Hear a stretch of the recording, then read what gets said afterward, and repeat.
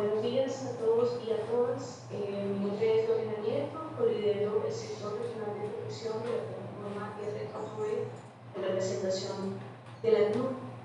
Bienvenidos a este foro de alto nivel sobre la situación de los pueblos indígenas de Venezuela que se encuentran por fuera de su territorio en América Latina y el Caribe. Queremos agradecer a todos los que han apoyado este proceso durante el último año, especialmente a los 16 delegados indígenas que nos acompañan, a los directores y relatores del Sistema de las Naciones Unidas y de la Comisión Interamericana de Derechos Humanos, y a él por todo su apoyo en este proceso. Este trabajo inició en el año 2020 a través de unas consultas regionales en las que los propios delegados indígenas identificaron cuáles son los 8 principales impactos que generó no solamente la pandemia, sino particularmente la salida de sus diferentes territorios. En este proceso, lo que queremos presentar el día de hoy es los resultados de estas consultas regionales, y las mesas temáticas nacionales que se desarrollaron en el último mes, en donde los delegados identificaron impactos específicos y propuestas para cada uno de esos 8 ejes. Con esta breve introducción, le vamos a dar la palabra al señor Eduardo Stein, el enviado especial conjunto para la CNUR y para la OIM para la situación de los refugiados inmigrantes de Venezuela. Bienvenidos y bienvenidas a todas. Señor Stein, adelante, muchísimas gracias. Muy buenos días, y quisiera agradecer al sector regional de protección de la R4B por realizar este importante encuentro y, por supuesto, por haberme invitado a participar en una temática tan cercana para mi persona, de la cual, si me permiten el comentario, he podido tener el honor de abogar tanto en mi querida Guatemala como en América Central desde los años 80, en medio de las guerras regionales. Los graves efectos socioeconómicos de la COVID-19 y las medidas gubernamentales de mitigación de la crisis, como sabemos, han incrementado los riesgos de protección para las personas refugiadas inmigrantes de Venezuela, con un impacto desproporcionado en los grupos en situación de mayor vulnerabilidad. Y aunado a esto, la falta de información especializada, datos y desagregación de las necesidades de los pueblos indígenas ha dificultado el diseño de estrategias adecuadas. El hecho de que desde el año pasado se haya comenzado a recabar información y a hacer intercambios específicos con la fundamental participación de delegados indígenas ha sido clave para contar ahora con un panorama más detallado que contribuya a su vez a aumentar la visibilidad de las necesidades y la visión de los pueblos.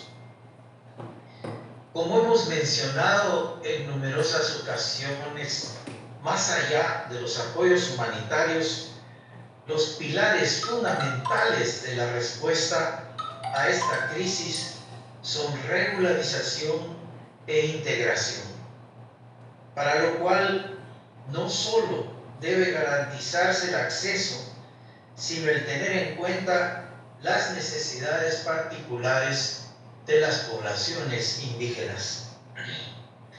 Es fundamental que haya en primer lugar una inclusión diferenciada de los procesos de regularización, en donde se ponderen los significativos obstáculos que se presentan en materia de idioma y de acceso a la tecnología. En segundo lugar, que se tengan en cuenta los riesgos de protección presentes en las zonas donde se encuentran las personas. Y en tercer lugar, y no por último, que se ofrezcan alternativas de ingresos y un acceso a mercados con arraigo en las prácticas tradicionales y culturales de los pueblos indígenas.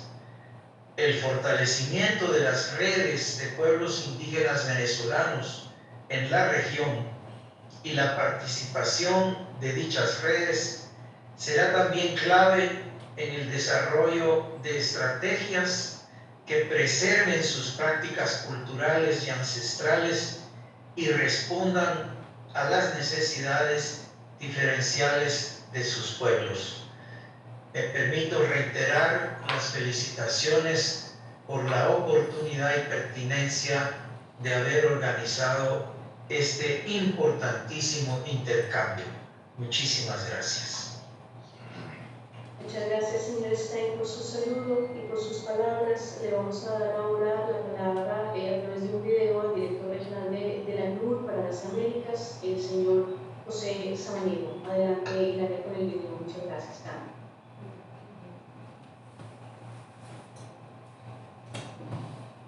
Y a todos.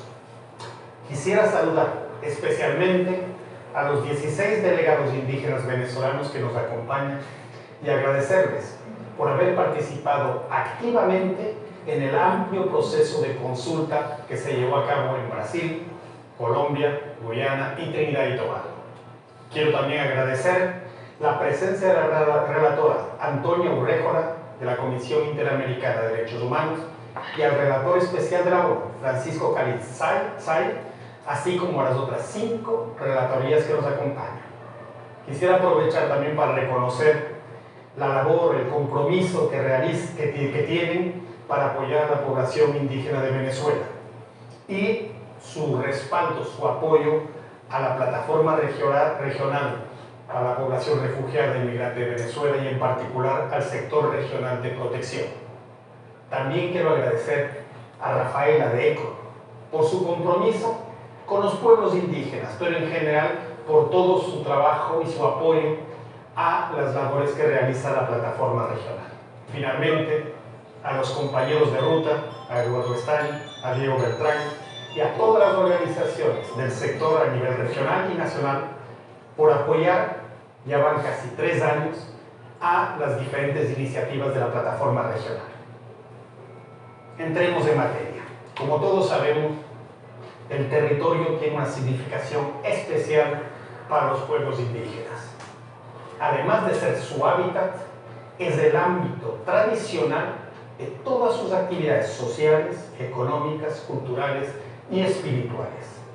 Como lo escuchamos en el proceso de consulta llevado a cabo en los 4 países fronterizos, el desplazamiento ha conllevado graves riesgos de protección a toda la población. A nivel general, toda la población ha sufrido una grave discriminación y xenofobia que afecta el acceso a servicios y en la vida laboral. Pero quisiera destacar particularmente los graves riesgos de protección de las mujeres y las niñas que han sido víctimas de explotación laboral y en ciertos casos sexual, así como a los niños, niñas y adolescentes que han tenido en muchos casos que abandonar sus estudios siendo presa de los grupos criminales. Además del desplazamiento, tenemos también que recordar que vivimos una época de pandemia que golpeó a todos los pueblos indígenas y que ha traído graves consecuencias a nivel sanitario y de inseguridad alimenticia. Es por esto que quisiera destacar la importancia de estos procesos de consulta. El reciente ejercicio llevado a cabo por el sector de protección con 12 pueblos indígenas no solo permitió recoger testimonios, pero también sirvió para identificar propuestas prácticas de acción. Primeramente, cómo facilitar, asegurar el acceso a los procesos de documentación y regularización. También hay que destacar algo muy específico de los pueblos indígenas. En aquellos casos que lo requieran, cómo facilitar el acceso a la binacionalidad que facilita la movilidad transfronteriza. Pero también en otros ámbitos se identificaron propuestas muy concretas en cuanto al acceso a la educación y a servicios sanitarios, así como alternativas para generar medios de vida. En este sentido, sabemos que una gran parte de esta población se encuentra en albergues. Pues muy bien, muchas de las propuestas van encaminadas a cómo facilitar su salida de los albergues, que sea en un medio rural a través del acceso a la tierra, con diferentes sistemas de concesión o de préstamo para aquellos que quieran continuar con sus actividades de pastoreo, siembra, caza y pesca, pero también para aquellos que requieran permanecer o estar en un medio urbano, también facilitarles el mecanismo de inserción laboral y acceso a servicios en estos medios. Finalmente, quisiera también destacar lo importante que ha sido identificar estrategias muy específicas de protección en contextos adversos, así como cómo participar en campañas para combatir la discriminación y la xenofobia. Una vez más, la consulta con los pueblos indígenas y sus líderes es la herramienta más adecuada para identificar vacíos y analizar propuestas efectivas. A estos procesos será muy importante involucrar primeramente a la población indígena de los países fronterizos, pero también a las comunidades de acogida, así como a las autoridades nacionales. Por parte de la plataforma regional para las personas refugiadas y migrantes de Venezuela, y en particular del sector de protección, tenemos el compromiso de traducir este análisis en acciones concretas a nivel, primeramente, de incidencia para promover políticas públicas e igualmente implementar programas integrales en zonas fronterizas. Tal vez lo más importante es recordar que los protagonistas principales de este proceso tienen que continuar siendo las comunidades indígenas a través de sus líderes tradicionales, pero también que toda medida que se realice en el territorio involucre a las comunidades receptoras, incluyendo a los pueblos indígenas que viven en los países vecinos de Venezuela. Finalmente, quisiera pasar un gran agradecimiento y felicitación a todo el sector de protección, pero en particular a sus colíderes, nuestra querida compañera Lorena Nieto y a Juan Carlos Pacheco de Jayas. Quedamos todos y todas muy atentos a los resultados que salgan de este foro para poder implementar esta política regional. Muchísimas gracias. Muy buenos días a todas y a todos. Quisiera saludar. Vamos a continuar con el saludo de la relatora sobre los derechos de los pueblos indígenas de la Comisión Interamericana para los Derechos Humanos, Antonia Tubercola Moguera. Adelante. Bueno, buenos días. También quiero saludar y agradecer la invitación a participar en este foro. Agradezco a la Plataforma de Coordinación Interagencial para Refugiados y Migrantes de Venezuela por esta importante convocatoria y un gran saludo a todas y todos quienes participan, especialmente a los representantes de los pueblos indígenas. Como presidenta de la Comisión Interamericana de Derechos Humanos y relatora de pueblos indígenas, es un honor estar aquí para escuchar los testimonios de las personas delegadas indígenas respecto de los principales problemas, obstáculos, necesidades e impactos que ellos enfrentan en Brasil, Colombia, Guyana, Trinidad y Tobago, y también pueden escuchar sus propuestas. No cabe duda que la grave crisis de derechos humanos, sociales y políticas que viven países como Venezuela tiene un impacto absolutamente desproporcionado en determinados grupos y colectivos, siendo los pueblos indígenas uno de ellos. En este caso, los efectos del desplazamiento de los pueblos indígenas pueden ser devastadores para la propia supervivencia de los mismos. La propia Jurisprudencia Interamericana de Derechos Humanos ha reconocido como corpus juris la estrecha vinculación de los pueblos indígenas con sus territorios. Los pueblos indígenas que hoy nos acompañan y nos van a dar sus testimonios no solo han debido abandonar sus territorios y los medios de vida que son pocas, sino que el desplazamiento genera un impacto sobre su identidad cultural, sus tradiciones y costumbres, sus modos de vida. El desarraigo de los pueblos indígenas de sus tierras tiene efectos sobre todo el tejido social y tiene implicancias precisamente en la propia supervivencia como pueblo, como sujeto colectivo y también respecto de sus miembros. Ellos sin contar con los impactos que deben sufrir por la xenofobia, la discriminación, la falta de acceso a servicios básicos, la no comprensión de su idioma y su cultura, y también destacar los efectos aún mayores respecto de las mujeres indígenas y los niños, niñas y adolescentes que también son parte de los pueblos indígenas. No quiero demorarme más, simplemente quiero enviar un gran saludo y me parece muy importante poder estar en este espacio de escucha.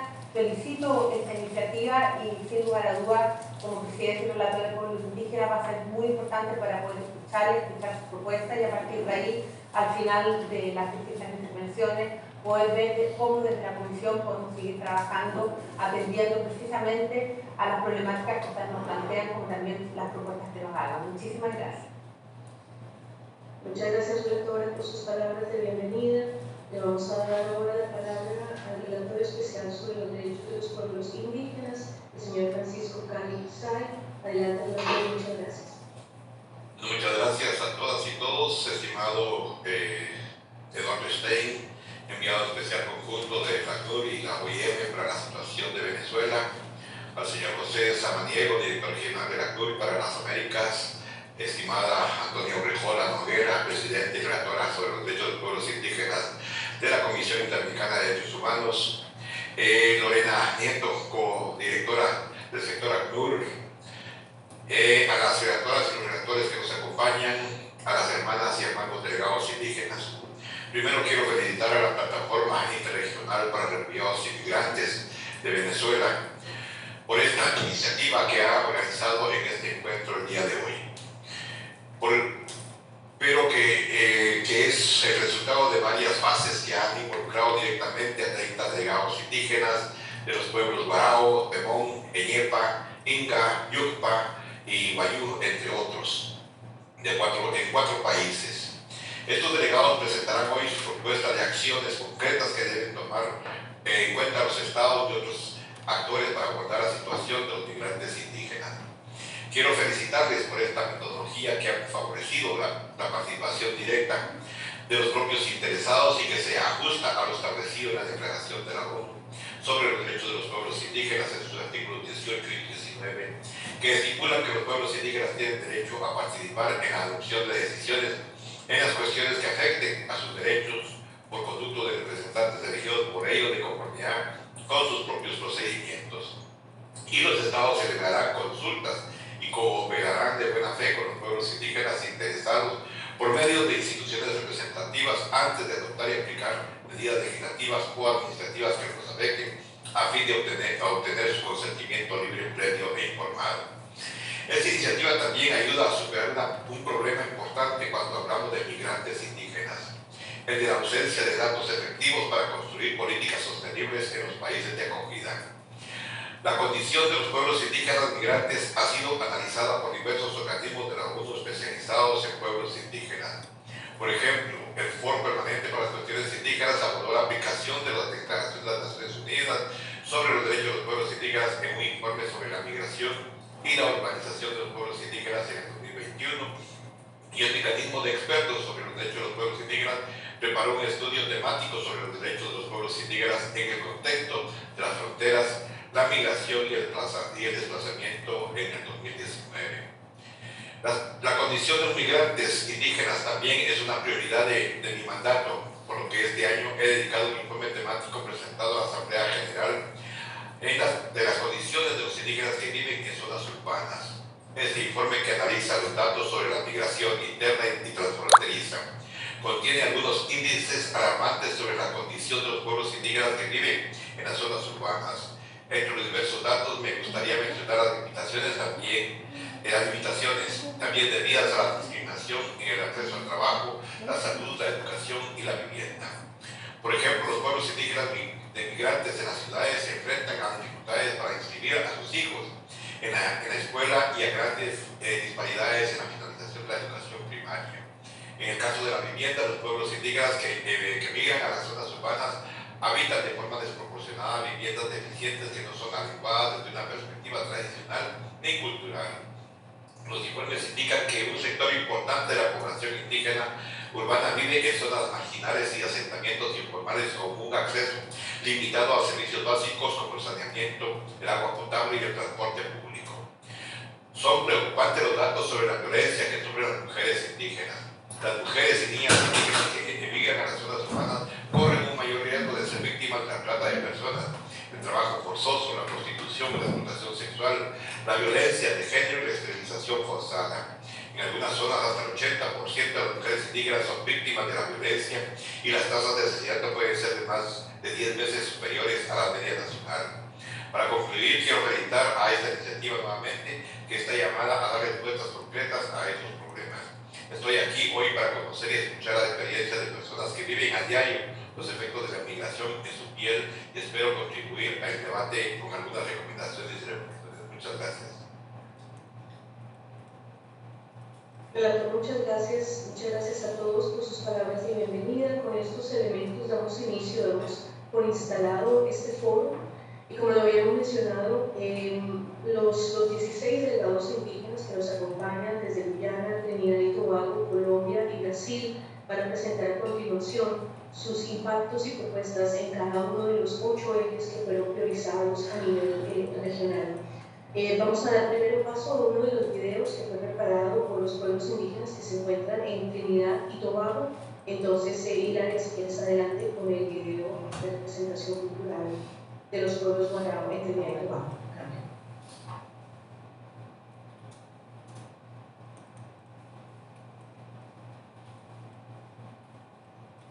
Esta danza es una muchacha que va a pescar morocoto y en campo realizado, por supuesto, es Ibuma Cuabasaya. Es una muchacha con cabeza plana. Ya le voy a cantar esa canción. Mi abuela decía que con la alegría que uno bailaba, porque las mujeres nada más podíamos abrazarnos de esta forma y bailar la danza. Eso es lo más importante, en la alegría que nosotros celebramos a veces de la tía, de la tormenta, de la pesca, todas esas cosas se bailan. Y bomba guabasaira, dihananaria, y bomba guabasaira, dihananaria, guabaira etia, dihananaria, na na na na na na na na na na na, y bomba guabasaira, dihananaria, y bomba guabasaira, dihananaria, guabaira etia, dihananaria, na na na na na na na na na na. Ibuma Guabasaira, Dihananabakanai, Ibuma Guabasaira, Dihananabakanai, Guabaira Etumo, Dihananabakanai, na na na na na na na na na na.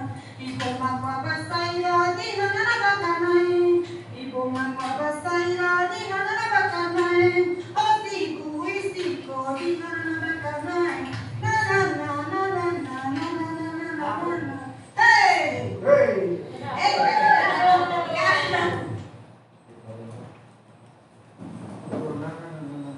Vamos entonces a dar palabra al inicio con el primer eje del territorio y vivienda. Adelante, Sebastián Roa. Y estos ejes van a ser presentados también por los colegas que a nivel nacional, desde los sectores nacionales de protección y el Grupo de Trabajo de Brasil, apoyaron todo este proceso. También muchas gracias a todos los colegas que en el de la mesa.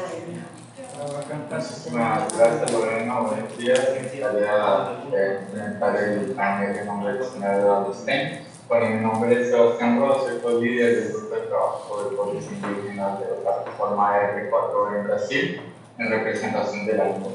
Bueno, el eje 1 va a hablar de territorio y vivienda. Básicamente, el acceso a la tierra y la vivienda de contextos urbanos, rurales y situaciones transfronterizas, con consideración de la cosmogonía de los pueblos, los derechos colectivos y la importancia del arraigo para prevenir la extinción física y cultural de los pueblos. Ahora vamos a oír un indígena que va a hablar de los impactos encima de este.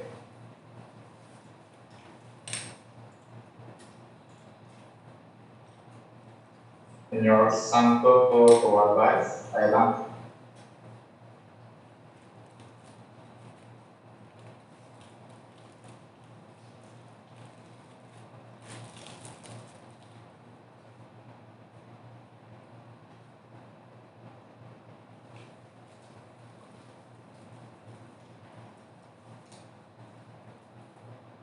Bueno, mientras el señor Santo Tobalbáez se conecta, tal vez podemos pasar pasar tal vez directamente a las propuestas. No sé si el señor Rafael Rivera está conectado.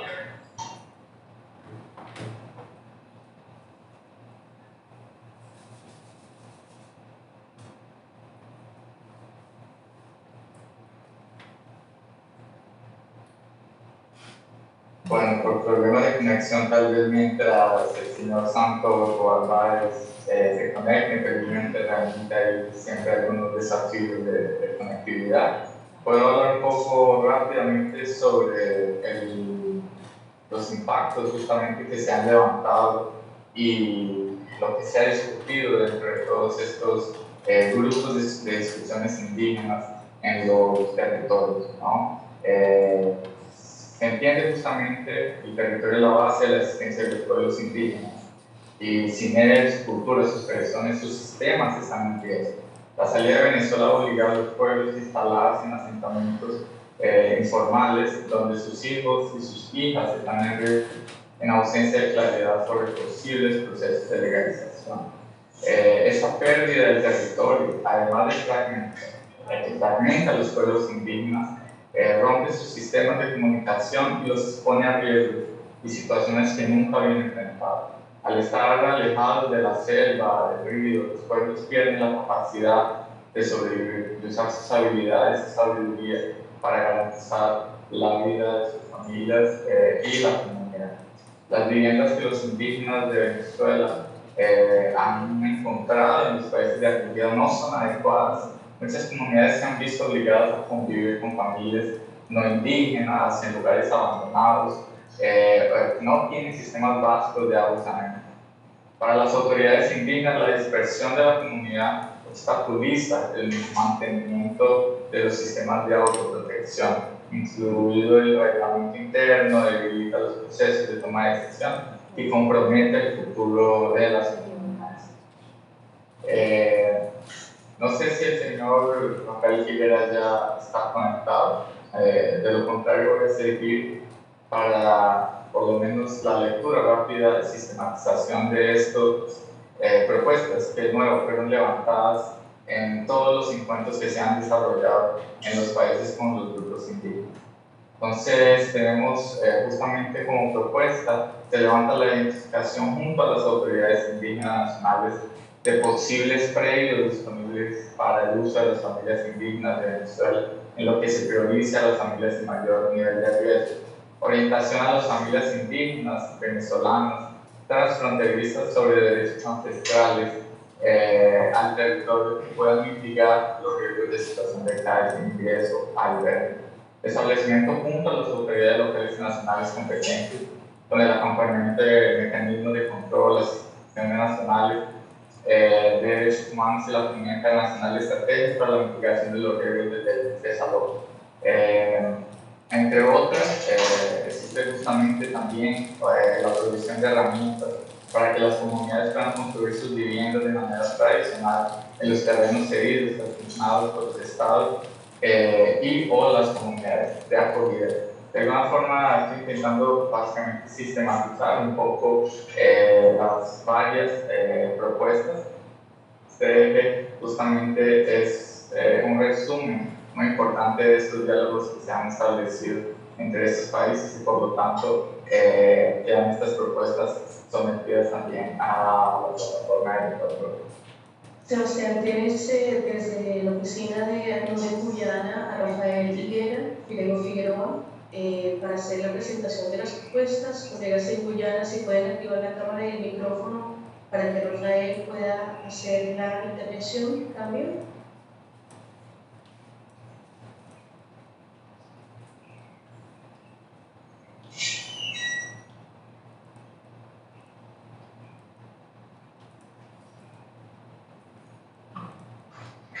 Si no pasaríamos, Sebastián, muchas gracias por la presentación del primer eje. Vamos a pasar directamente al eje número 2 de violencia basada en género. Si quieres, entonces, Andreina, adelante, cambio y gracias.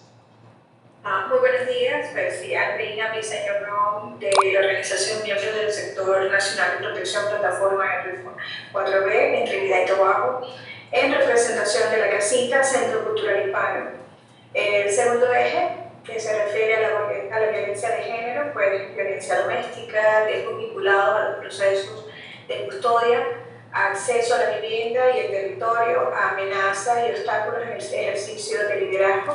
Y bueno, vamos a darle pase a la representante del pueblo guarao para que continúe con los impactos. Gracias, Andreina. Sonia del Valle Zambrano, de Brasil.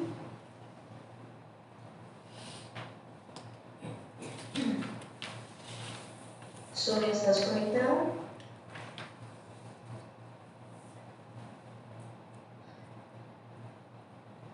Antonio Gallardo, colega Guayú en Colombia. Hola, buenos días, ¿cómo están? Adelante, Antonio. Bueno, buenos días, le habla Antonio Jayaricú, del municipio de Uribia, departamento de La Guajira, del país de Colombia. El eje que me tocó fue violencia de género.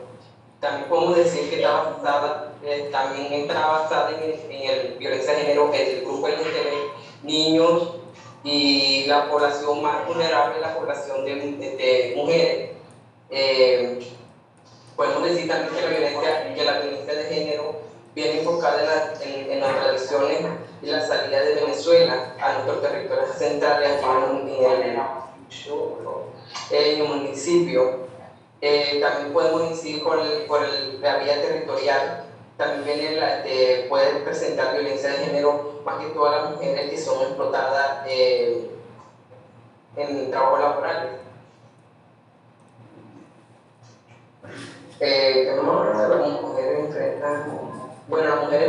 Las mujeres indígenas enfrentan riesgos de ruta migratoria en los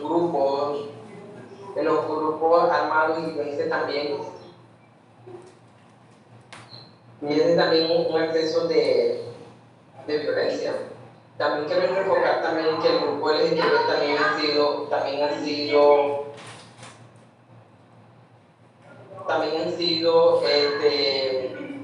tratados son también violentados, por decirlo así, el grupo LGTB también. ¿Cuáles son las propuestas?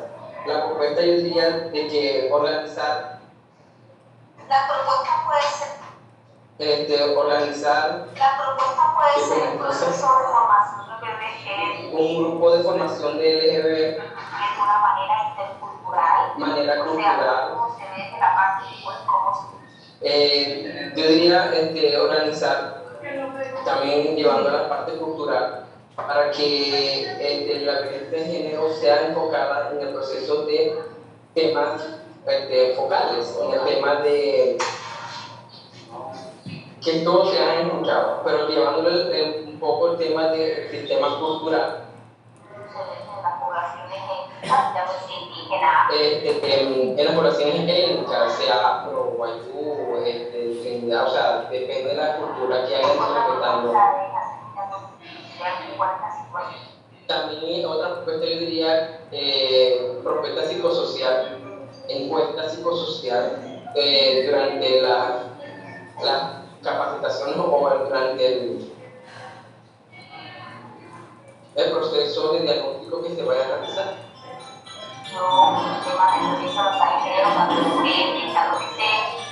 También podemos también focalizar también en violencia de género a mujeres, niños, adolescentes, más que todo el grupo LGTB.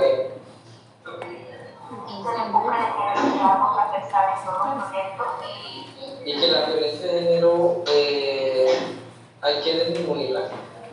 Debemos disminuirla durante talleres o actividades psicosociales que entiendan la población guayú, porque hay población guayú que no vamos a estar confundidos que violencia de género, organizar un tema focal cultural donde ellos también puedan ser partícipes de este tema.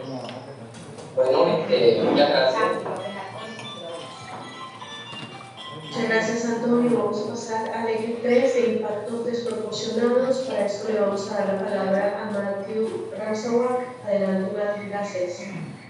Se prepara, por favor, Mercedes Chazoy de Colombia y Juan García de Colombia. Adelante, Matthew. Buenos días todos. ¿Me escuchan bien? Mercedes Chazoy. ¿Quién es Mercedes Chazoy? Me llamo Trinidad y Tobago y también como líder del sector nacional de protección de la transporte regional de Trinidad y Tobago en representación de la CNUC.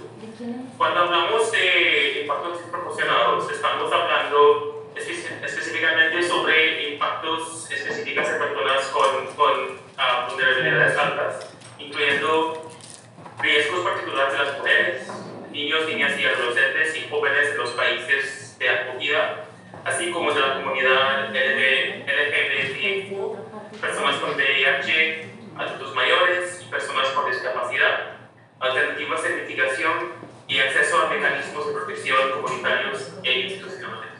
Ahora déjame pasar la palabra a la delegada Mercedes, en Colombia. Gracias, Matthew. Mercedes Chasoy, ¿dónde cuenta estás conectada, Mercedes? Adelante.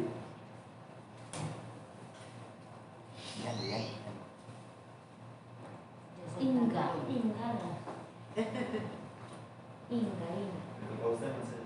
Mercedes.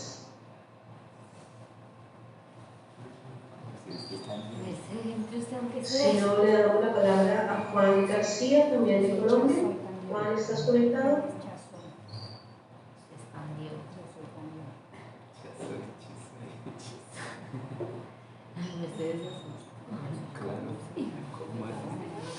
Perdón, interrumpo un segundo. Lorena, ellos están conectados desde la oficina de Arauca. Sin embargo, aquí ya están conectados, ya está el video y el audio. Adelante. Adelante, Mercedes, por favor, adelante, cambio.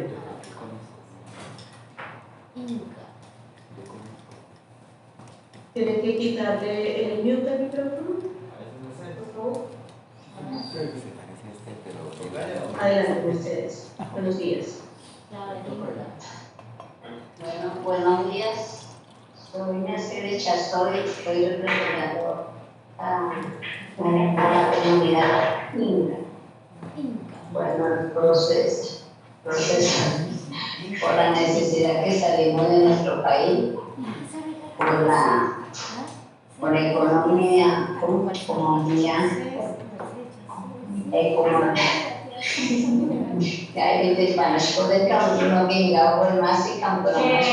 días a todos, estamos acá conectados desde Arauca, nos está acompañando Rosa, ella es de la comunidad Inga, Mercedes, Inga, y nos está acompañando. Está un poco nerviosa porque es primera vez en la presentación por este tipo de medios, entonces nos va a acompañar en este momento Rosa, también se va a presentar y tú la vas a apoyar.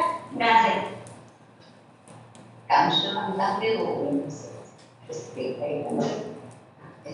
Buenos días, mi nombre es Rosalina Navarro. Somos de la comunidad Inga. Mi compañera le va a explicar, ella más que todo el idioma y yo ahorita le voy a traducir lo que ella ha manifestado.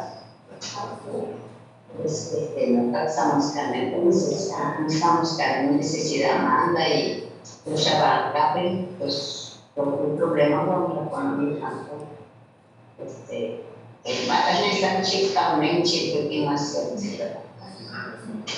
Ella dice que la población migrante pues, se ha desplazado por la economía, ha afectado en la parte en los niños, en los adultos mayores, en las madres gestantes, y eso pues, porque el nivel económico obviamente va a cambiar, no van a ser las mismas, no va a ser el mismo ingreso, pues porque el hábitat de donde uno ha vivido y ha trabajado es muy diferente llegar a un territorio nuevo, donde no ha hecho pues,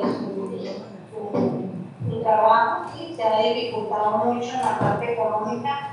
Los niños aquí hay algunas que han dejado a sus niños solos por ir a trabajar y mandarle comida a su familia. También los estudios, han hipotecados los estudios, porque han tenido que dejar de estudiar, hay niños que han tenido que trabajar también, entonces eso ha cambiado mucho el entorno de la población indígena, se ha perdido también un poquito la costumbre, su alimentación, no es tradicional porque ya digamos un ámbito donde se cambia todo.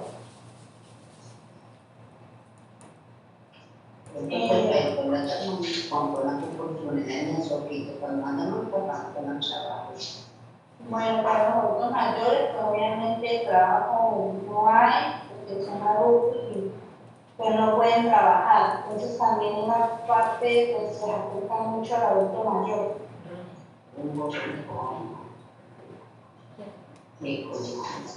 Bueno, la parte de la comida, pues todo eso es difícil, la de la comida y las madres gestantes también, eso, la parte económica y nutricional pues es muy difícil en un país nuevo como lleno. Sí, porque mandar alimentación. No se pueden alimentar bien. Con nutrición pero obviamente es diferente, baja a nivel nutricional, ya que está en un ámbito que no se lo puede. Damos paso a Juan García, quien nos va a hablar sobre la propuesta.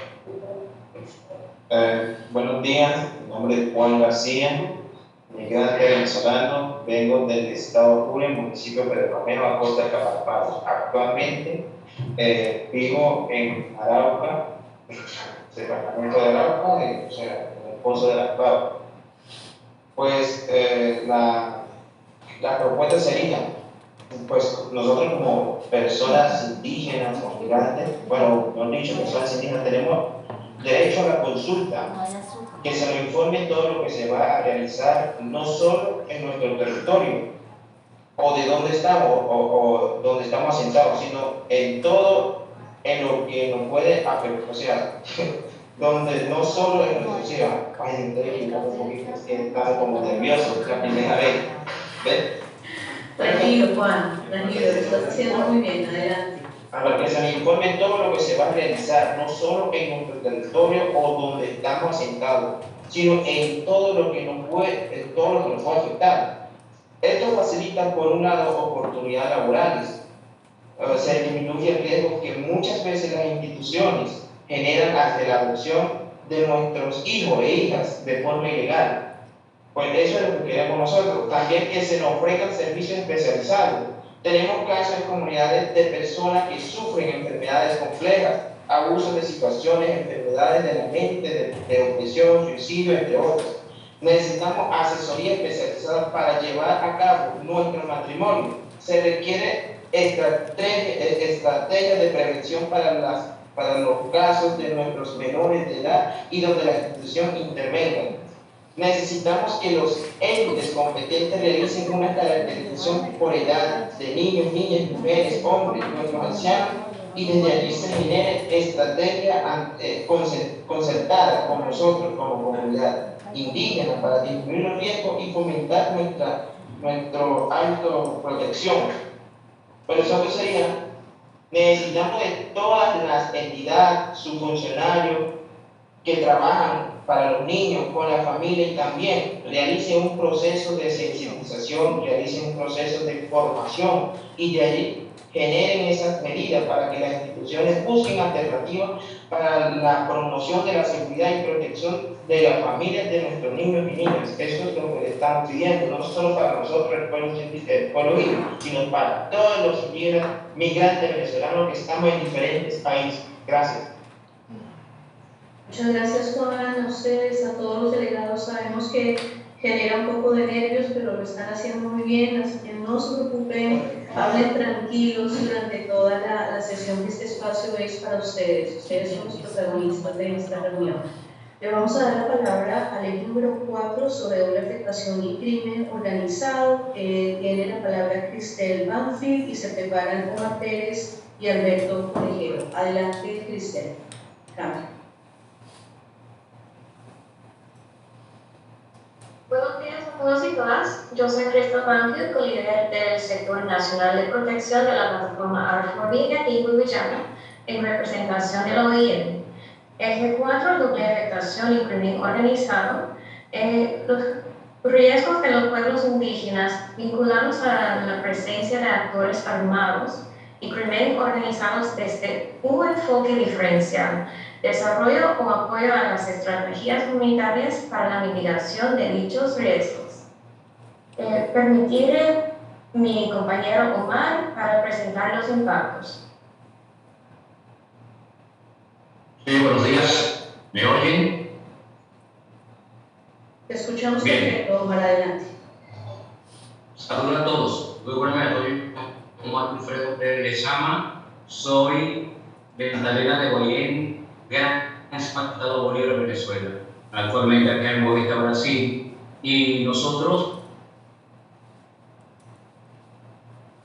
que la presencia de actores armados, ilegales y redes de crimen organizado en rutas migratorias y países de acogida ha generado impactos adicionales a las comunidades indígenas de Venezuela, vinculados a situaciones de secuestro, tortura, violencia sexual y desaparición. Asimismo, los pueblos enfrentamos situaciones de explotación laboral, esclavitud y trata de personas vinculadas con la explotación ilegal de minerales, la tala de árboles, el trabajo doméstico y la explotación sexual. La mayoría de las rutas está controlada, por supuesto, por redes de tráfico y el crimen organizado, donde también participan venezolanos, adicionalmente los nacionales también de los países de acogida, en donde los pueblos indígenas quedan sujetos a condiciones que se imponen en algunos países con la colaboración con las autoridades del Estado. Las mujeres indígenas Nos estamos uniendo como para... psicológicos, físicos y sociales para regresar a sus comunidades que podían ser rechazadas y expulsadas. Por último, también hay enfrentamiento de control social por parte de estos grupos armados ilegales en los asentamientos, en los abrigos, y han sido infiltrados también para reclutar a jóvenes, mujeres, para trabajos ilegales. Ante la ausencia de las alternativas económicas, algunas familias se han visto obligadas a vincularse a economías ilícitas controladas por grupos armados ilegales. La dispersión de la comunidad limita la implementación de mecanismos de autoprotección que reduzcan los riesgos de reclutamiento, uso y vinculación y faciliten los mecanismos de diálogo y concertación con quienes ejercen control social y territorial. Eso es en materia de impacto. Ahora voy a explicar Alberto para que nos hable también de propuestas. Muchas gracias. Muy buenos días a todos. Nuestras propuestas a este eje, como resultado de nuestra reunión entre todos los indígenas venezolanos, hemos hecho una propuesta concreta, más puntuales a ese eje. La primera propuesta, caracterizar los riesgos a los que están expuestos los pueblos indígenas de Venezuela en zona de control, presencia de grupos armados ilegales y redes de crimen organizados. Desarrollo de campañas de sensibilización en lenguas tradicionales sobre riesgos vinculados a la presencia de actores armados ilegales y redes de crimen organizado en las rutas migratorias y los países acogida para mitigar los riesgos y activar los sistemas de protección propios de los pueblos indígenas.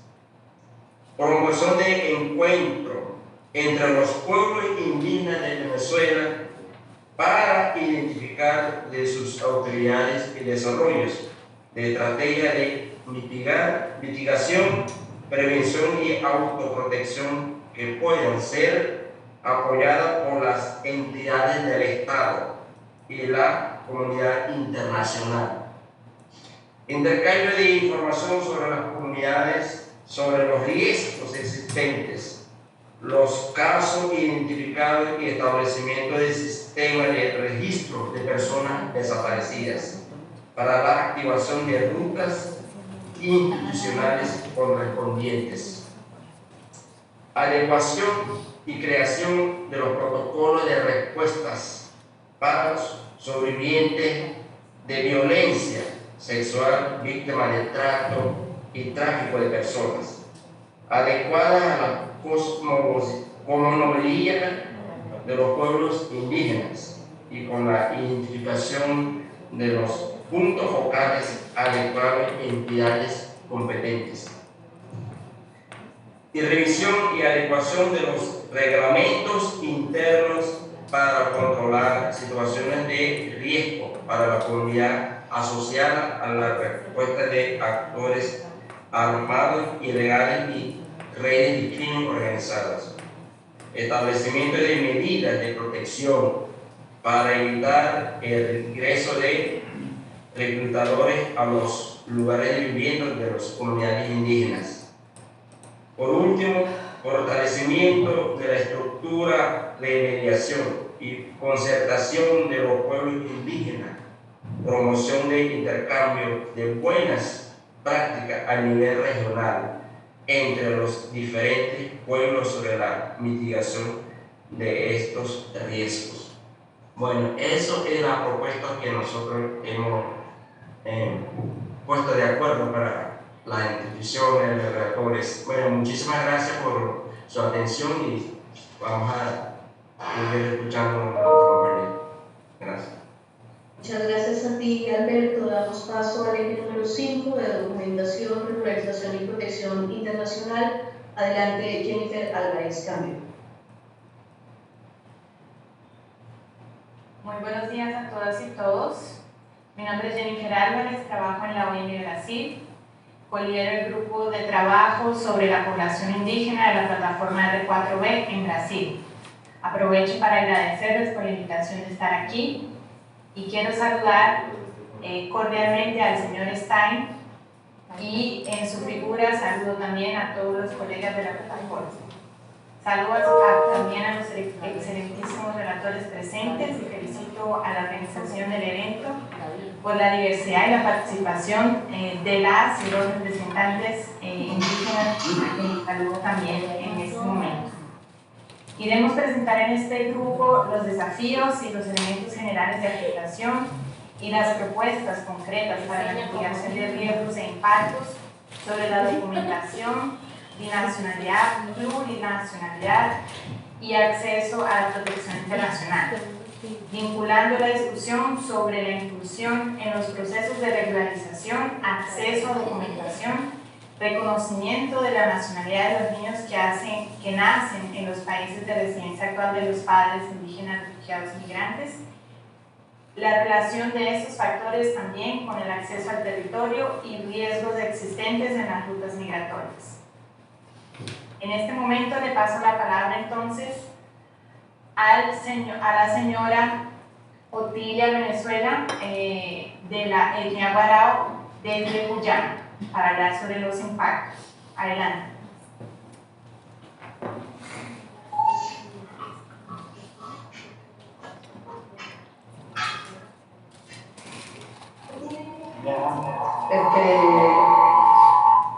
Buenos días, mi nombre es Otilia Venezuela.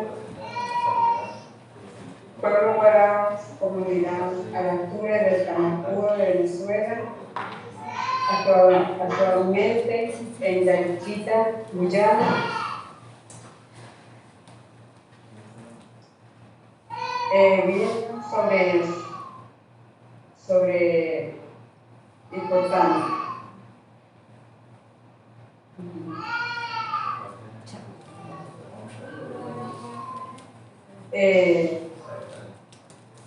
Las barreras en el idiomas sumadas a la falta de educamiento de nuestro país de origen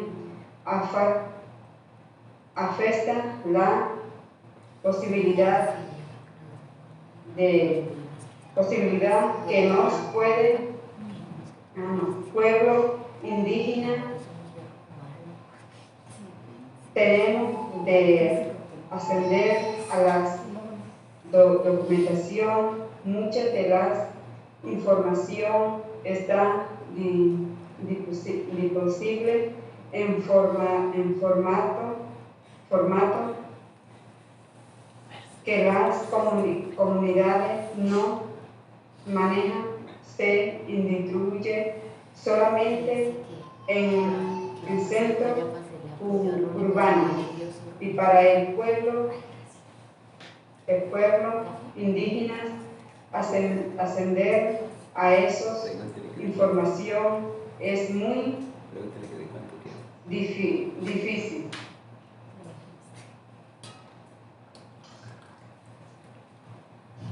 En dos partes también así mismo.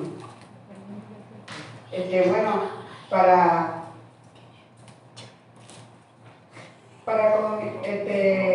los indígenas, nosotros somos, bueno, yo soy indígena, muchas veces nosotros pasamos, vinimos de nuestros pueblos y aquí estamos. Muchos indígenas somos en nuestro país y aquí estamos así mismo, ¿verdad? Necesitamos muchos en nuestro país y veremos que en nuestro país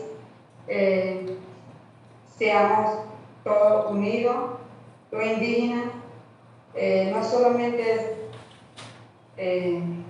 indígenas aquí estamos, solamente todos los indígenas de nuestros pueblos, indígenas guarao, queremos una ayuda, ¿verdad?, con nuestros pueblos indígenas. Y así también veremos, abajo también dice que habla sobre indígenas también, ¿verdad? Y entonces veremos nuestra estatura juntos, los guaraos, necesitamos. Y aquí estamos,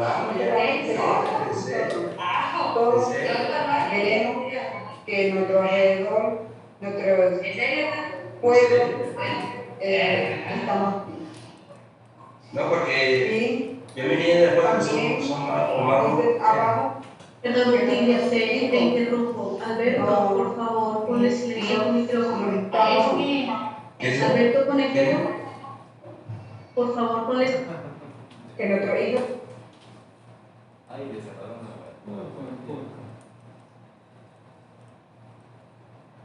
Hilaria, está silenciado el micrófono de Almudena, donde está Otilia.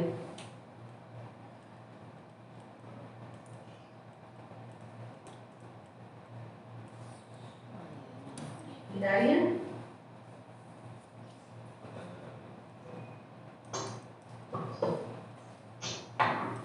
Colegas que me llaman, si pueden por favor apoyar a la colega que está hablando, porque yo le he pedido anotar, pero tienen que dar el ok en la pantalla.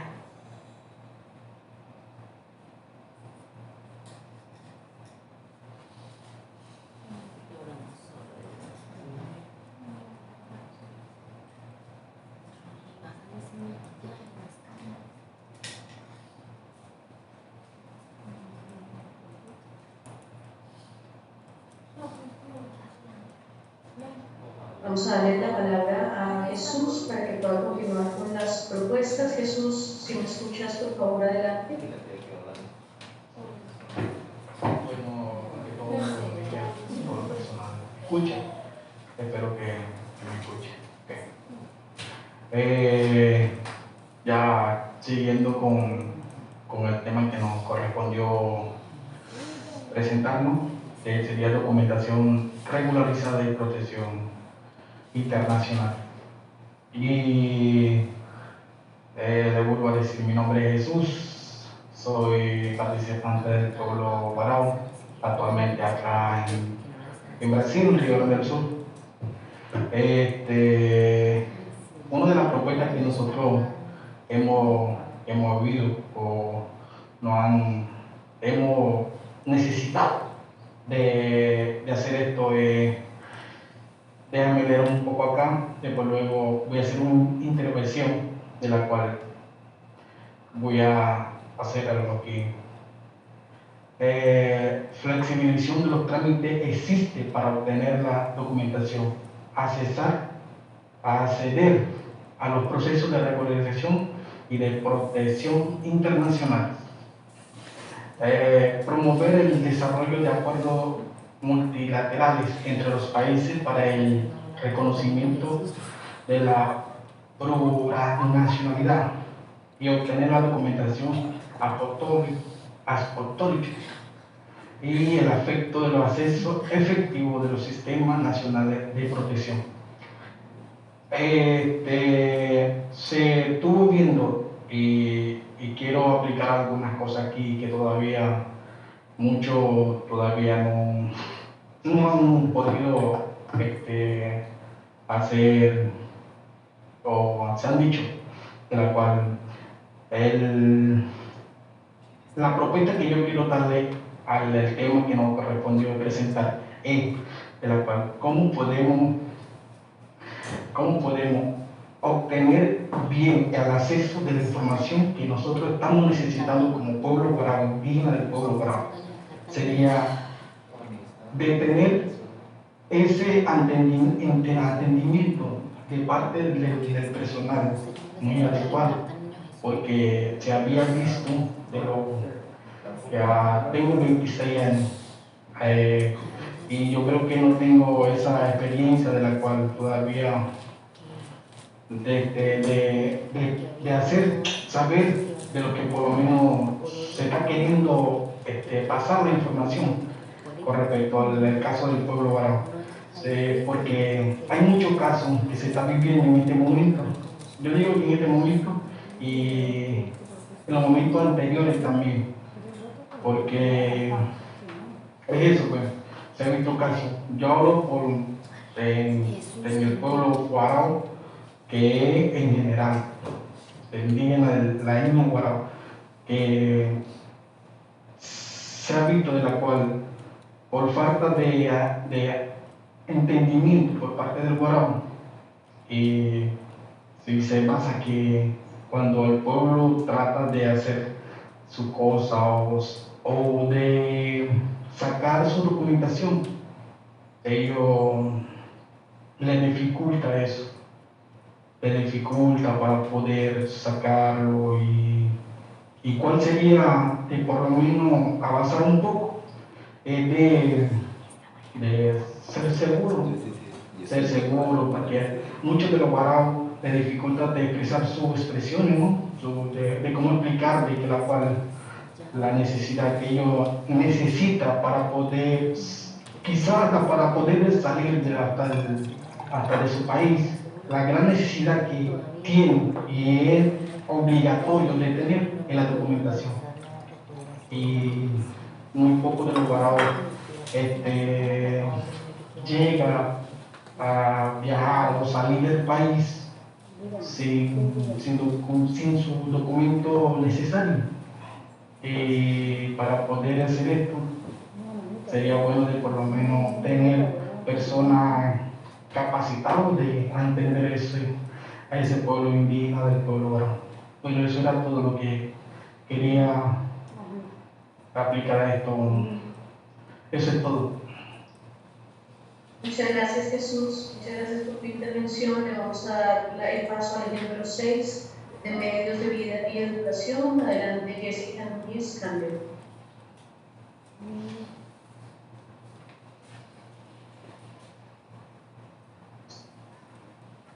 Buenos días a todos y todas. Mi nombre es Jessica Núñez, soy miembro del Grupo Interagencial de Insumos Migratorios Mixtos de la plataforma R4B y estoy en representación de CHIPS.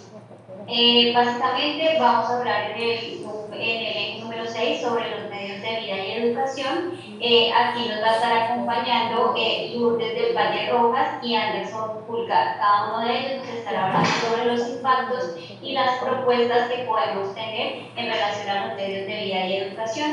Este eje habla sobre las diferentes alternativas que podemos encontrar como población y grupos indígenas en cada uno de los territorios a los que llegamos en relación a lo que teníamos cuando salimos del territorio de Venezuela.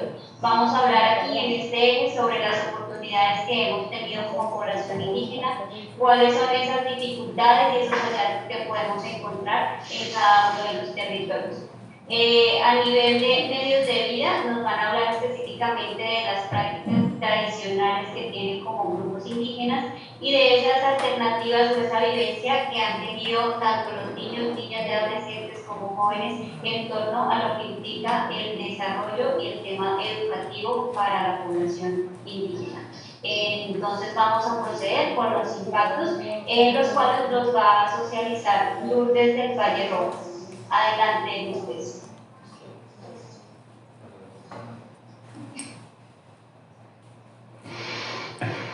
Buenos días. ¿Escuchan? Buenos días, mi nombre es Lourdes del Valle Rojas, soy de la comunidad Guarao, de Venezuela, de Tamacuro, de una comunidad que se llama Pueblo Blanco. Actualmente estoy aquí en Trinidad, en la parte de Cali. Voy a hablar sobre el impacto del medio de vida de educación. Nuestro hijo e hija se encuentra por fuera del sistema escolar. Esta situación afecta sus posibilidades de supervivencia, su salud mental y emocional. Los lugares en los cuales los pueblos indígenas de Venezuela se han visto obligados a establecer no cuentas con alternativas educativas cercanas. Tampoco se han avanzado con el establecimiento del sistema alternativo de educación al interior de los abrigos o albergues que permite que nuestros hijos e hijas aprendan el idioma y cuenten con una herramienta para avanzar. Los docentes con los que cuenta la comunidad indígena no han sido vinculados al sistema educativo. No hay alternativa de homologación del título o por lo menos sistema de voluntariado que facilite su articulación para establecer mecanismos de educación alternativa y de emergencia para la familia indígena. El acceso a la educación superior de los adolescentes y jóvenes es nulo, así como a proceso de alfabetización y de la comunidad. Esta situación ha propiciado el uso de tabaco, alcohol, sustancias psicoactivas por parte de la población juvenil. La familia indígena de Venezuela enfrenta retos para ingresar al mercado laboral y vinculado con la barrera de lenguas, el desconocimiento del funcionamiento de los sistemas del mercado en los países del acogidas a la ausencia de orientaciones sobre procesos de comercialización de sus productos artesanales y falta de apoyo en los desarrollos de emprendimientos. La alternativa laboral para la comunidad indígena en los países de acogida son limitadas. La ausencia de documentaciones y regulación elevada, los niveles de explotación frente a redes de tráfico vinculadas a situaciones de explotación laboral y sexual. Las capacidades de habilidades de las comunidades indígenas vinculadas a sus actividades tradicionales no resulta útil. El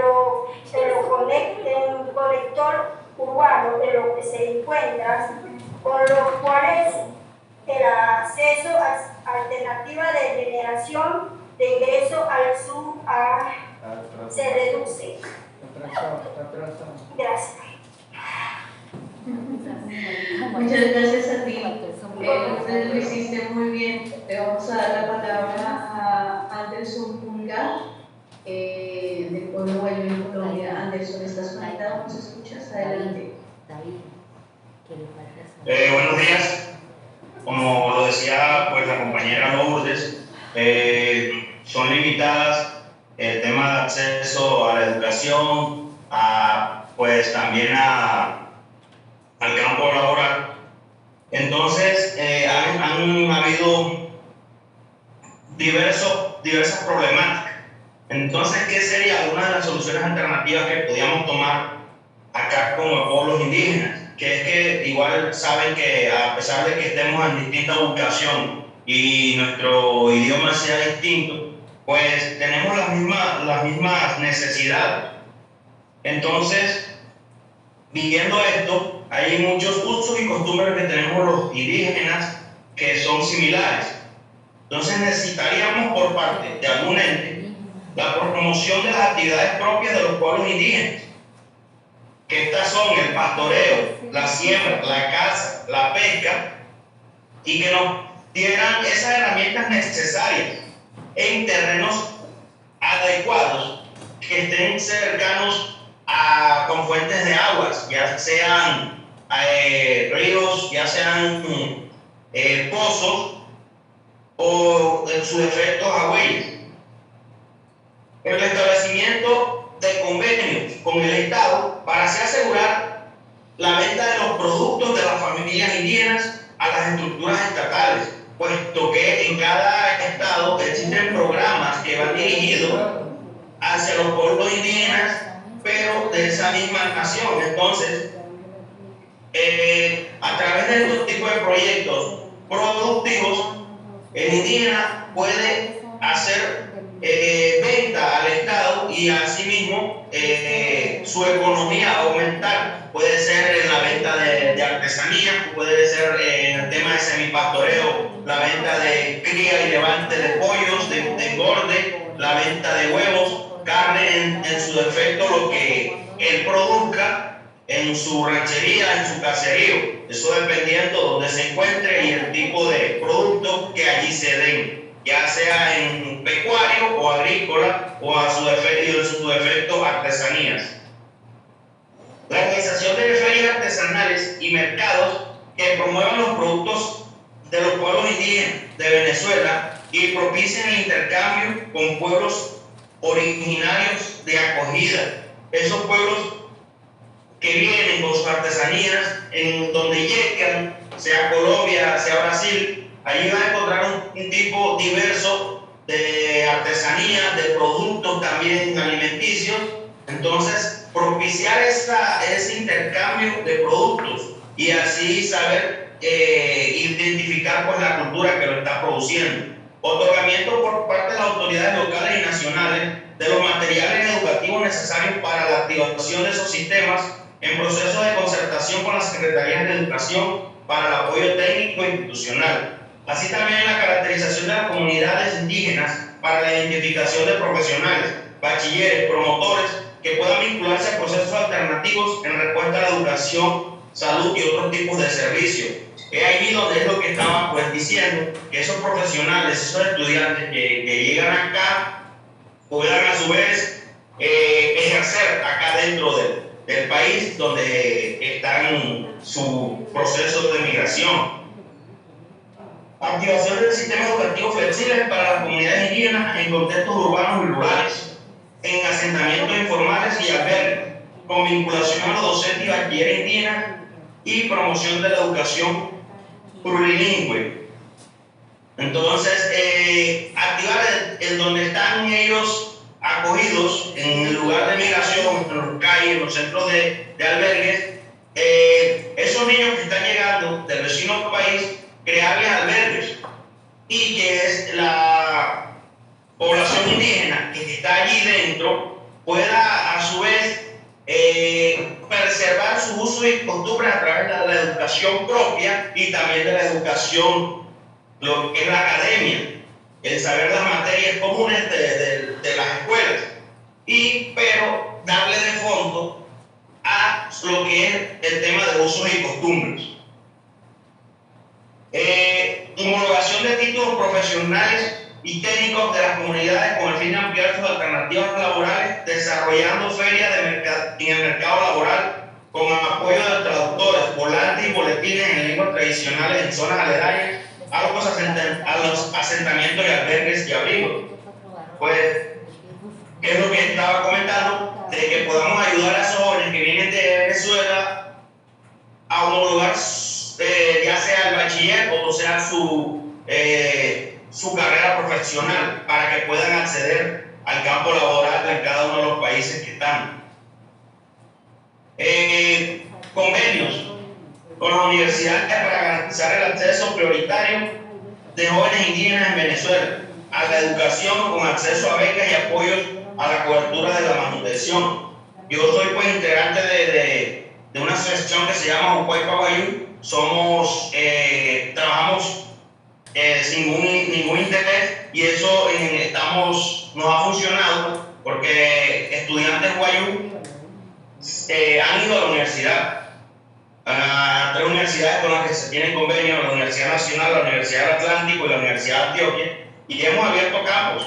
Hemos llevado a los estudiantes guayú a eso, a que se conviertan en profesionales. Llevamos poco tiempo, pero ha sido una ardua labor que poco a poco, y sé que nos va a dar fruto. Sépase que somos una entidad sin ánimo de lucro y que nuestro interés es que nuestros indígenas sean profesionales y estén capacitados. Entonces, a través de esa asociación hemos impulsado la educación profesional en los jóvenes guayú.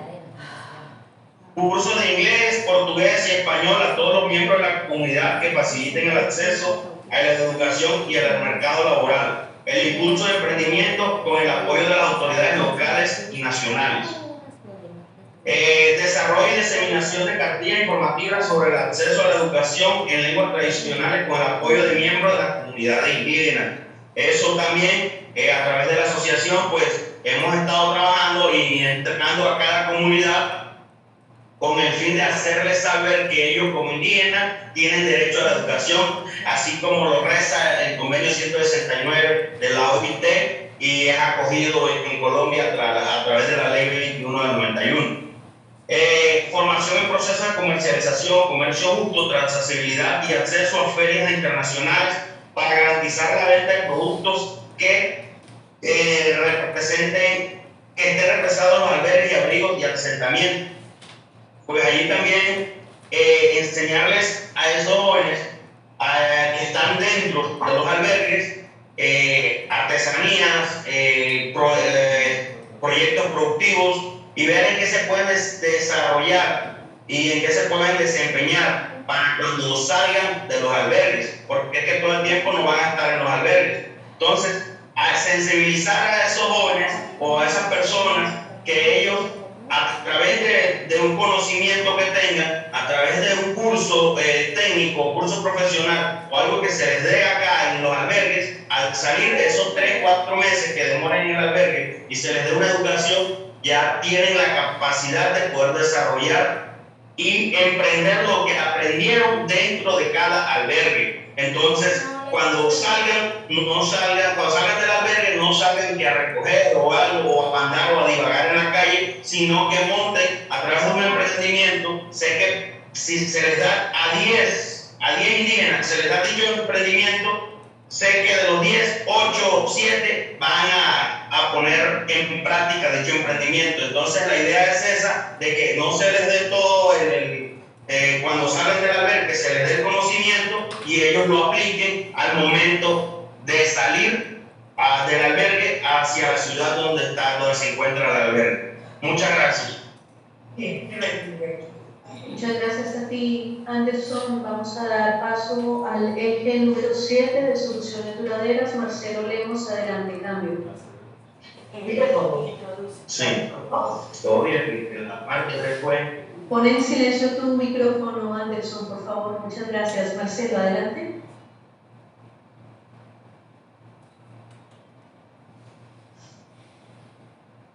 Marcelo Lemos, ¿estás conectado? Si no, avanzamos con el eje de xenofobia y discriminación. Daniel, adelante, cambio. Muchas gracias, Lorena, colegas. Un saludo muy especial a los oradores, a doctoras, al señor Eduardo Stein, también agradeciendo mucho a mis colegas en terreno, en Arauca, en Cúcuta, en Guajira, por todo el apoyo prestado para facilitar el curso, y no hubiera sido posible toda la organización a nivel de terreno. Entonces, quisiera iniciar hablando sobre el tema de xenofobia y discriminación. Vamos a hablar sobre las situaciones de rechazo que han afectado a los pueblos indígenas que han enfrentado en los países de acogida, también vinculados a su nacionalidad, su pertenencia, que limitan y reducen sus posibilidades de supervivencia y de integración y goce de soluciones duraderas. Para que nos va a estar acompañando Abel Calderón Moreno, del pueblo Guarao, y también Leani Torres, del pueblo Guarao. Entonces, sin más, agradecerles y le doy la palabra a los delegados. Adelante.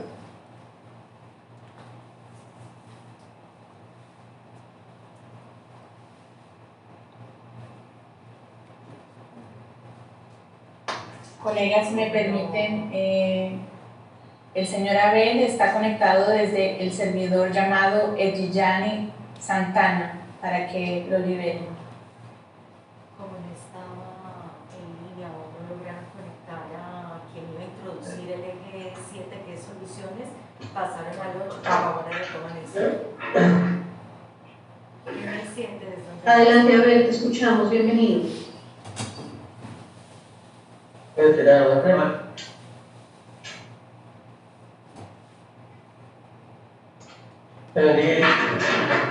Su nombre es Abel Calderón Guarao, venezolano.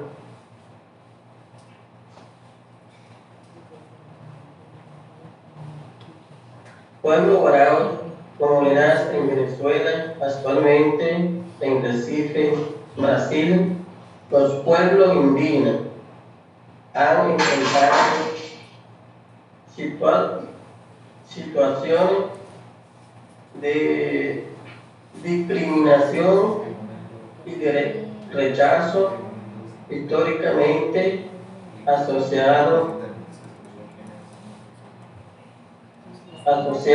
a la falta de formación, de reconocimiento y de incorporación en los sistemas culturales y estatales. Esta situación se ha profundizado con la llegada de los pueblos indígenas de Venezuela a los diferentes países de acogida. No rechaza por ser indígena y por ser venezolano. Los países no son sensibles a nuestra situación, no reconocer nuestras tradiciones, nuestras cosmogonías, y en esta medida no pone en mayor situación de riesgo con la pandemia. Los venezolanos en general fuimos señalados como transmisores del virus. Enfrentamos situaciones de persecución incluso por parte de grupos armados ilegales. Nuestra medicina tradicional, elemento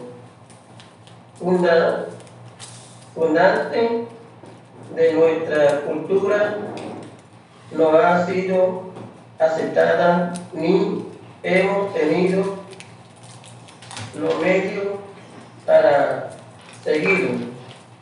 Si dado como una herramienta de protección de los pueblos indígenas en la escuela. Nuestros hijos e hijas sufren mastoneo, los rechazan por su apariencia, por no hablar el idioma, por su cultura. Esto ha generado especialmente el pueblo, en la población juvenil en rechazo hacia la cultura indígena, a nuestros saberes y costumbres, y un proceso de transculturización que expone en riesgo a la generación de relevo. Hay poca empatía de la comunidad de acogida a la situación de los pueblos indígenas de Venezuela. Los medios de comunicación distorsionan la información y llevan a los niveles de rechazo y estigmatización.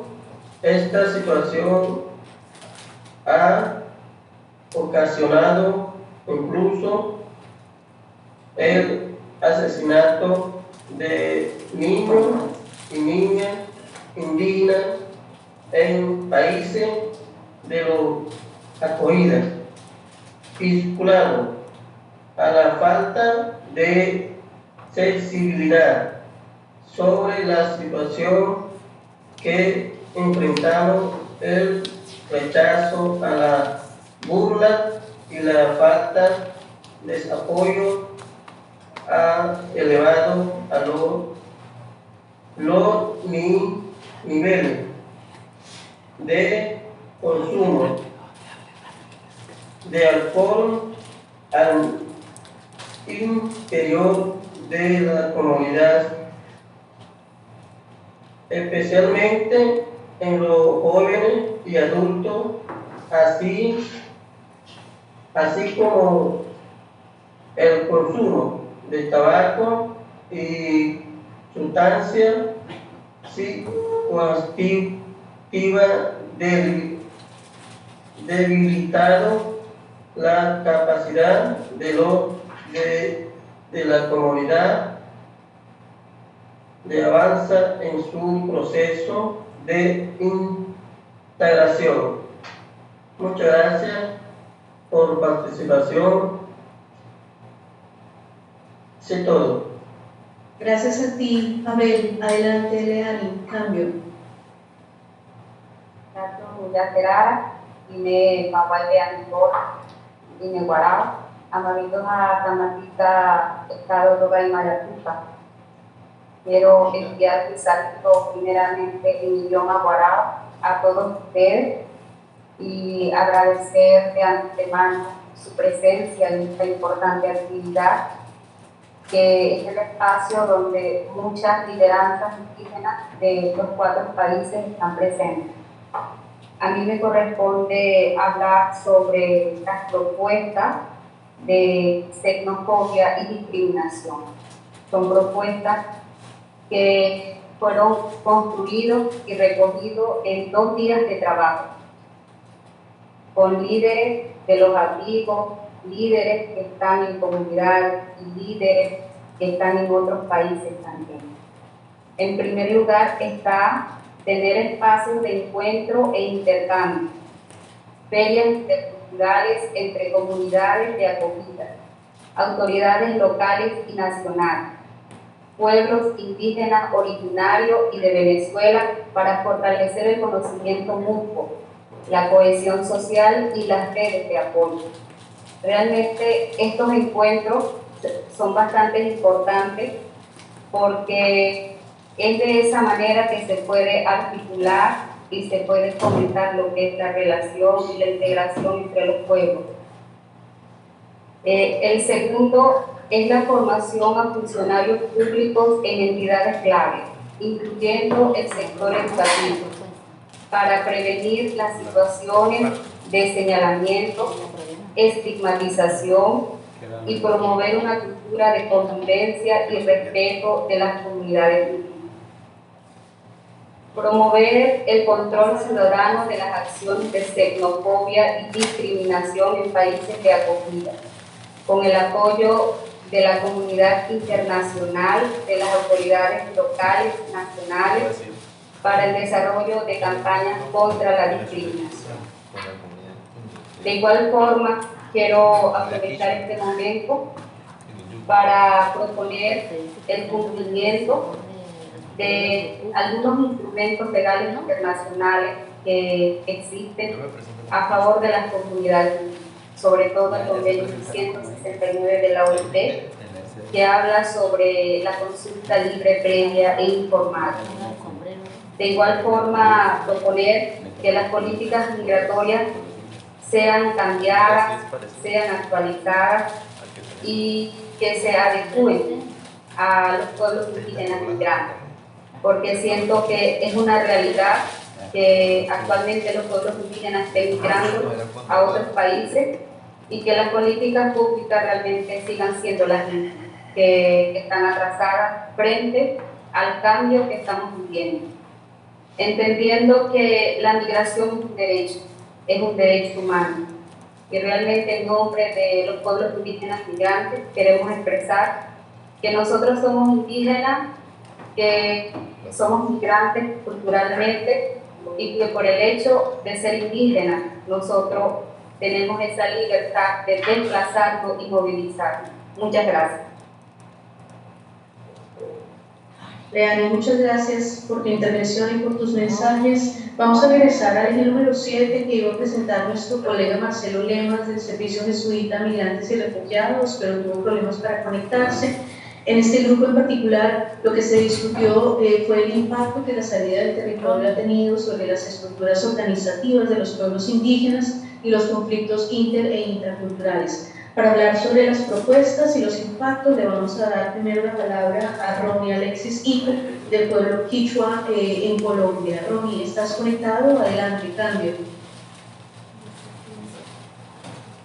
Muy buenos días con todos, espero que nos escuchen bien. Aripunya y Manaya en el idioma Quichua. También estoy junto a la comunidad Yukpa. Saluden ahí. En el idioma de ellos sería Patume, Cotochira, Otma. Y también estoy con el cabildo Inca de Cúcuta. En el idioma de ellos sería Puangui, Tucuicuna. Buenos días, ¿cómo están?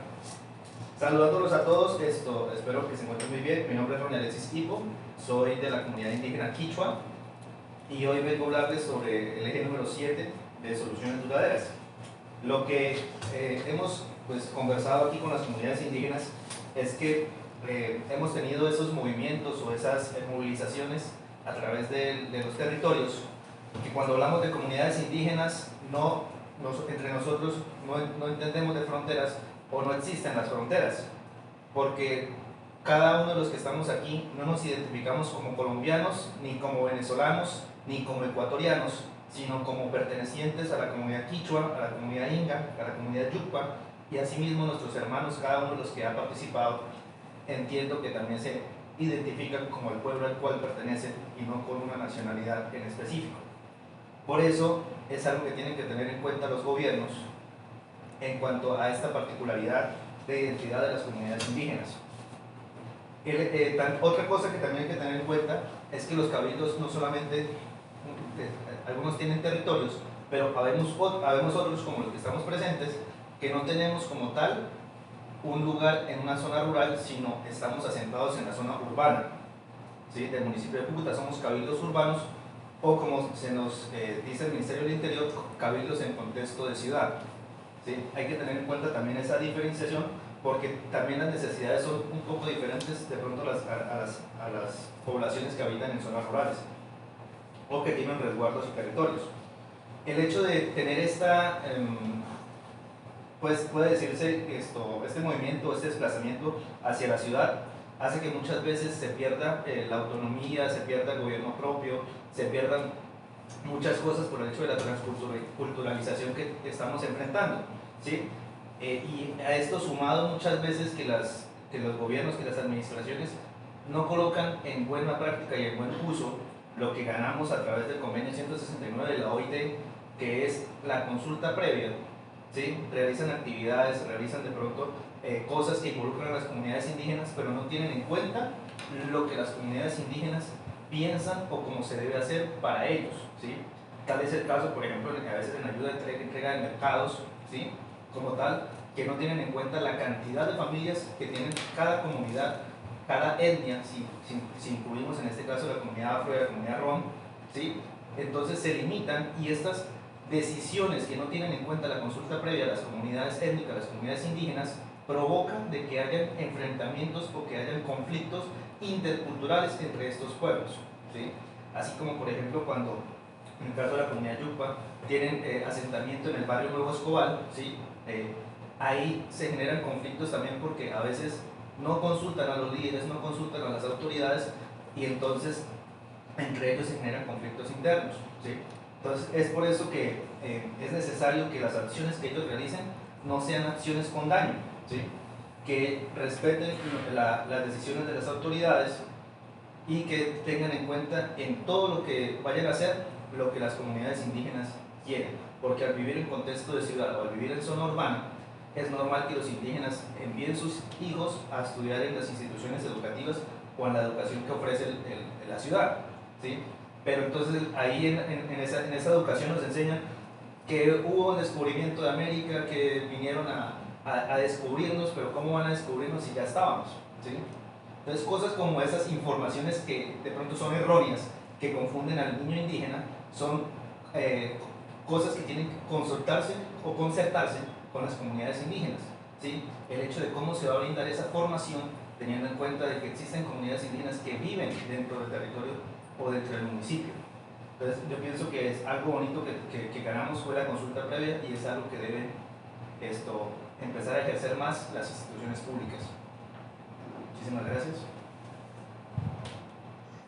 Muchas gracias a ti, Ronnie. Para hablar sobre las propuestas le vamos a dar la palabra a Yumena. Adelante, Yumena, desde Trinidad y Tobago. Cambio. Mamá Yumena Martínez, Algo se hizo. pueblo Barahón Pedernal, estado de Camacuro, Venezuela. Actualmente vivo en Arima, de Trinidad y Tobago. No importa, Propuesta. que se les perdiera. Creación de espacios de diálogo e intercambio entre las diferentes comunidades indígenas de Venezuela en los países de acogida. Para el reconocimiento de sus autoridades tradicionales, la identificación de buenas prácticas y diseño de estrategias para el fortalecimiento interno y proceso de integración. Promoción de encuentros e intercambio entre los pueblos indígenas de Venezuela y las autoridades indígenas nacionales de los países de acogida. Para generar procesos de interlocución sobre los marcos legales existentes para los pueblos indígenas. La posible vinculación de indígenas venezolanos a la mesa de diálogo, concentración existente en fortalecimiento mutuo en la construcción de agenda y conjunta de incidencia.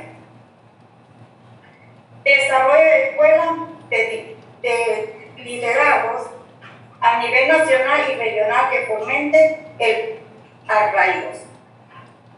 La cultura y la tradición de los pueblos indígenas de Venezuela, que se entre por fuera de su territorio y que den a los pueblos indígenas las herramientas necesarias para enfrentar los nuevos sistemas estatales en los que se encuentran a sí mismos, que le permita conocer las herramientas internacionales existentes sobre los derechos de los pueblos indígenas y las obligaciones de los estados. Establecer en los países de acogida casas de cultura indígena para la recepción de nuevas familias que llegan desde Venezuela bajo la administración de la autoridad indígena nacional de manera que pueda orientar y a quienes van ingresando con el apoyo de traductores. Conformación de mesa y concentración para el proceso de cierre, traslado de albergue, abrigo que incluya a las autoridades indígenas de Venezuela, que garantice los procesos de consulta y que incluyan acciones de veeduría por parte de las instituciones nacionales de derechos humanos y la cooperación internacional. Asimismo, para la educación de los servicios alimentarios y de asistencia al interior de los abrigos albergues.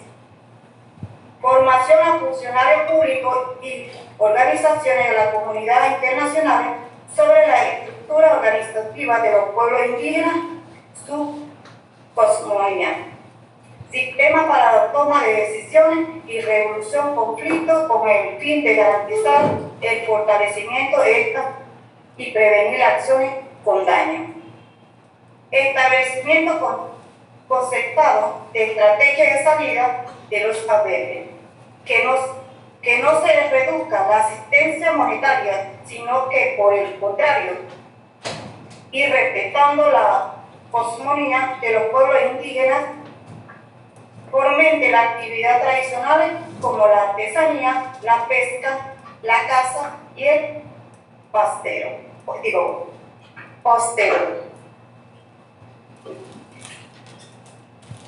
Muchas gracias. Estaba nerviosa.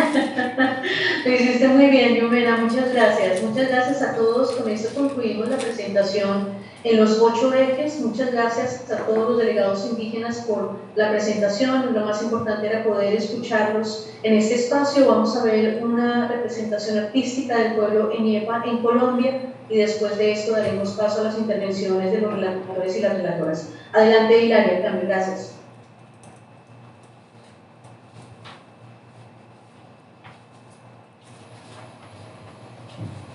Esto no quedamos nosotros.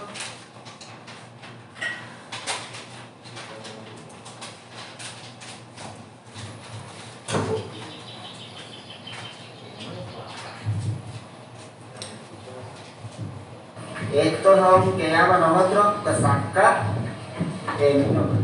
Casanca. Nosotros hicimos el castellano Pablo Lluvia, especialista para relajarse y para el estrés. Esas son otras cosas. Paraná, estos son Paraná, estos son Cacá y la flecha viene con tucho. Este se puede orinar así antes de usar la té.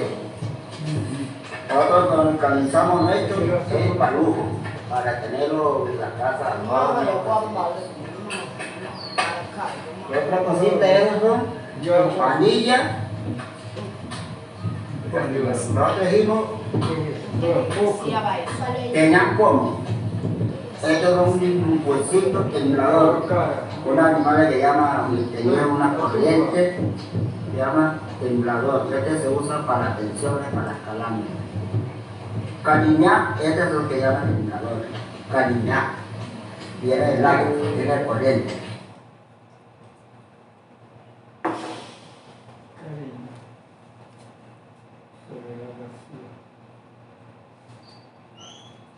Vamos a avanzar con las intervenciones de las relatoras y los relatores. Samira Mouachi, adelante. Cambio, gracias.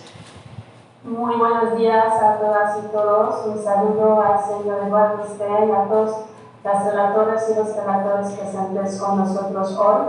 Un gusto acompañarles en este segundo segmento del encuentro de hoy para solicitar las intervenciones de los expertos que nos acompañan hoy a la luz de las presentaciones de las diferentes delegaciones que hemos tenido para los 4 países.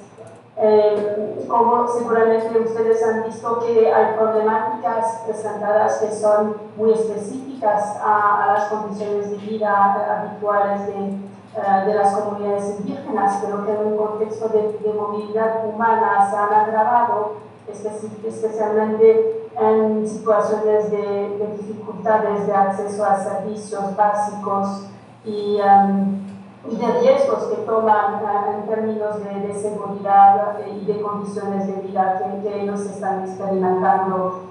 Entonces, para empezar, les proponemos dar la palabra a los dos relatores de los dos sistemas interamericano y internacional de Naciones Unidas para los derechos de los pueblos indígenas.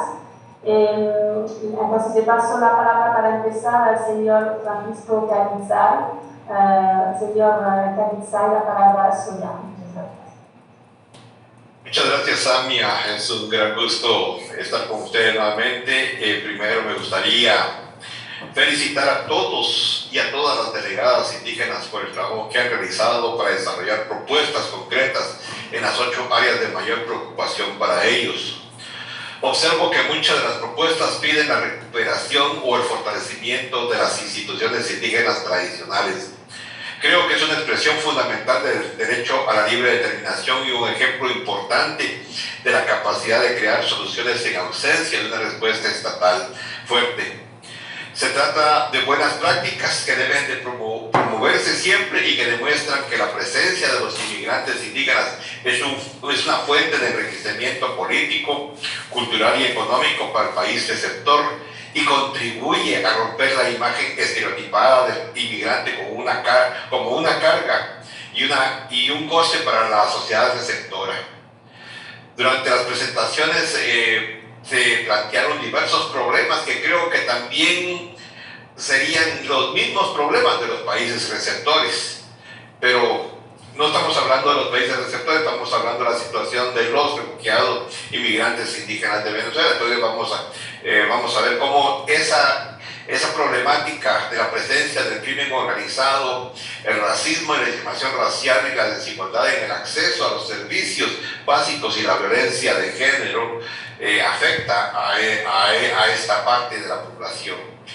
Creo que todas las propuestas presentadas hoy para enfrentar estos desafíos son acciones concretas, precisas, determinantes y ejecutables, capaces de dar respuesta sostenible en el largo plazo a la situación de violación de los derechos humanos que viven los migrantes indígenas venezolanos en los 4 países de referencia.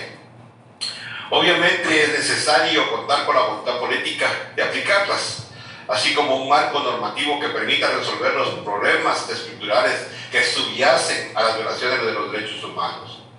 Desgraciadamente, los problemas y retos a los que se enfrentan los migrantes venezolanos, aunque con algunas especificidades, son compartidas por otros pueblos indígenas que se ven obligados a abandonar sus tierras y trasladarse a otros países o a las zonas urbanas.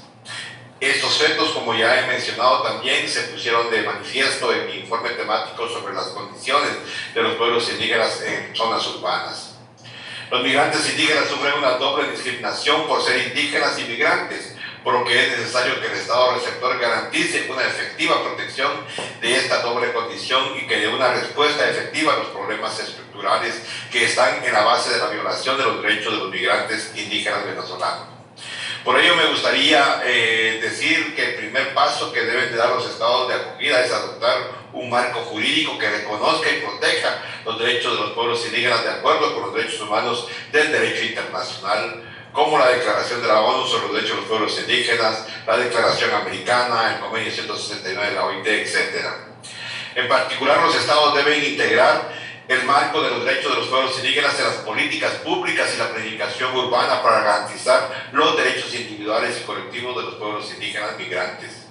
El segundo aspecto, igualmente importante, es la necesidad de reconocer el estatuto migratorio y los derechos de los migrantes tal y como se recoge en diversos tratados, como la Convención Internacional sobre la Protección de los Derechos de todos los trabajadores migratorios y de sus familiares, y en particular su artículo 64-71, que se refieren a la promoción de condiciones satisfactorias, dignas, equitativas y lícitas en relación con la migración internacional de los trabajadores y sus familiares.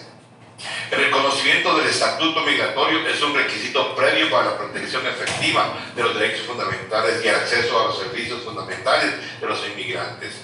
Hay otro aspecto que debemos destacar en el caso de la migración de los pueblos indígenas. El artículo 36 de la Declaración de la ONU sobre Derechos de los Pueblos Indígenas establece que los pueblos indígenas en particular los que están divididos por fronteras internacionales tienen derecho a mantener y desarrollar los contactos, las relaciones y la cooperación, incluidas las actividades de carácter espiritual, cultural, político, económico y social con sus propios miembros, así como con otros pueblos a través de las fronteras. Y los estados, en consulta y cooperación con los pueblos indígenas, adoptarán medidas eficaces para facilitar el ejercicio y asegurar la aplicación de este derecho. Otro instrumento pertinente para la migración transfronteriza de los pueblos indígenas es el Convenio sobre Pueblos Indígenas Inquibales de 1989 de la Organización Internacional del Trabajo.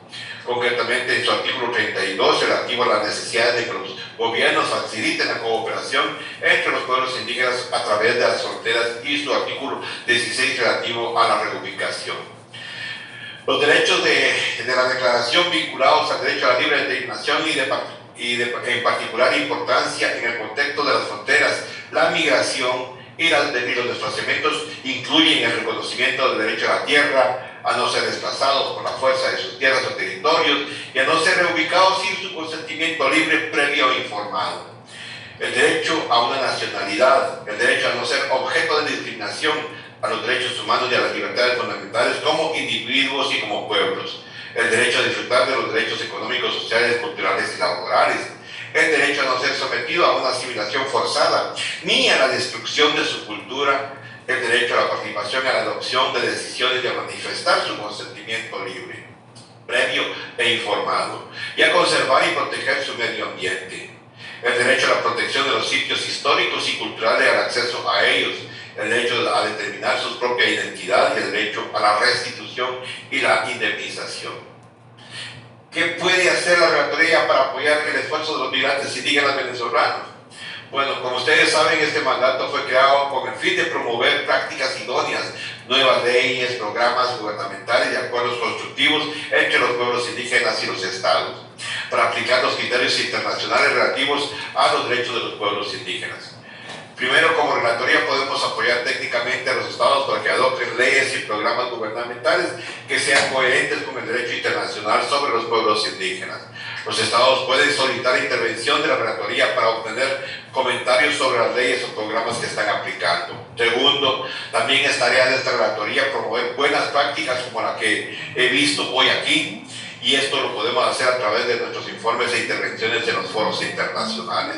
Tercero, la Relatoría aborda los casos específicos de presuntas violaciones de los derechos de los pueblos indígenas.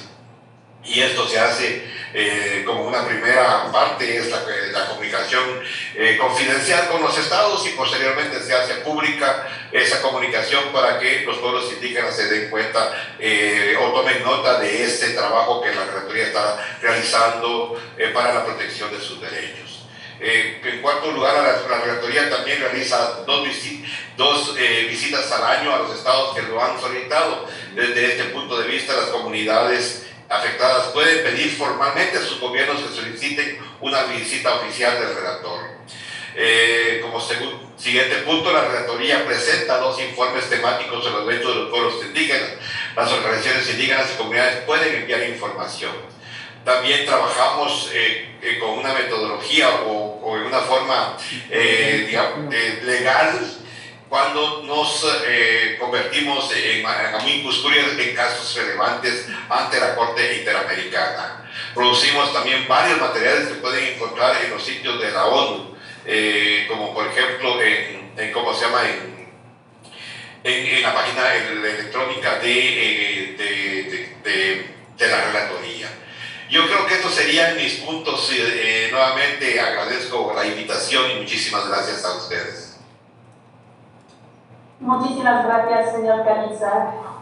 Nos vamos a recordar de los elementos que parecen faltar en este contexto que examinamos hoy, que es un marco normativo a nivel nacional que pueda recoger todos los derechos que usted nos acaba de recordar a propósito de las condiciones de vida de las comunidades indígenas, y también un estatuto migratorio que lo pueda también reflejar.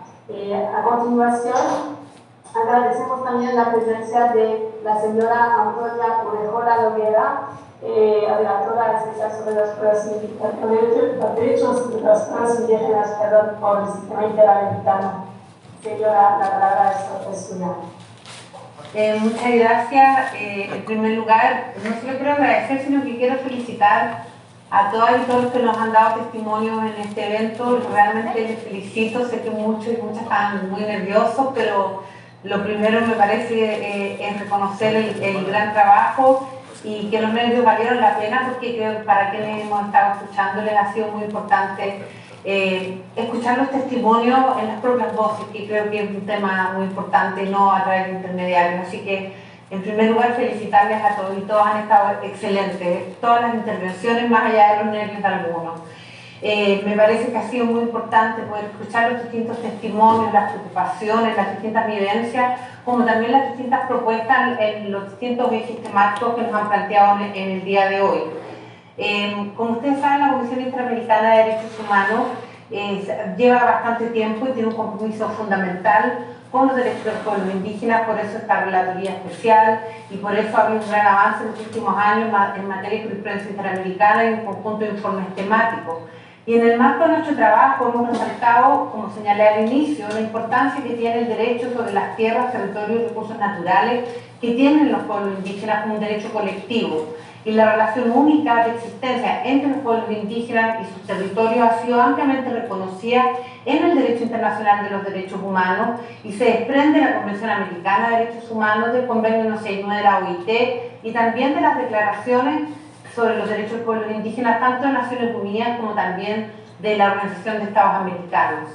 La Comisión ha remarcado que el goce efectivo de este derecho implica no solo la protección de una unidad económica, sino que la protección de los derechos humanos de una colectividad que basa su desarrollo económico, social y cultural en la relación con la tierra. Y este derecho se vincula precisamente con unos temas que ustedes mismos han planteado, que es el derecho a la libre determinación, que comprende el poder de determinar la condición política y perseguir libremente su desarrollo económico, social y cultural. La Comisión prontamente va a sacar precisamente un informe sobre el derecho a la libre determinación de los pueblos indígenas, que esperamos que sea una herramienta muy útil para los estados, pero sobre todo para los propios pueblos indígenas, entre esos a quienes hemos escuchado en el día de hoy.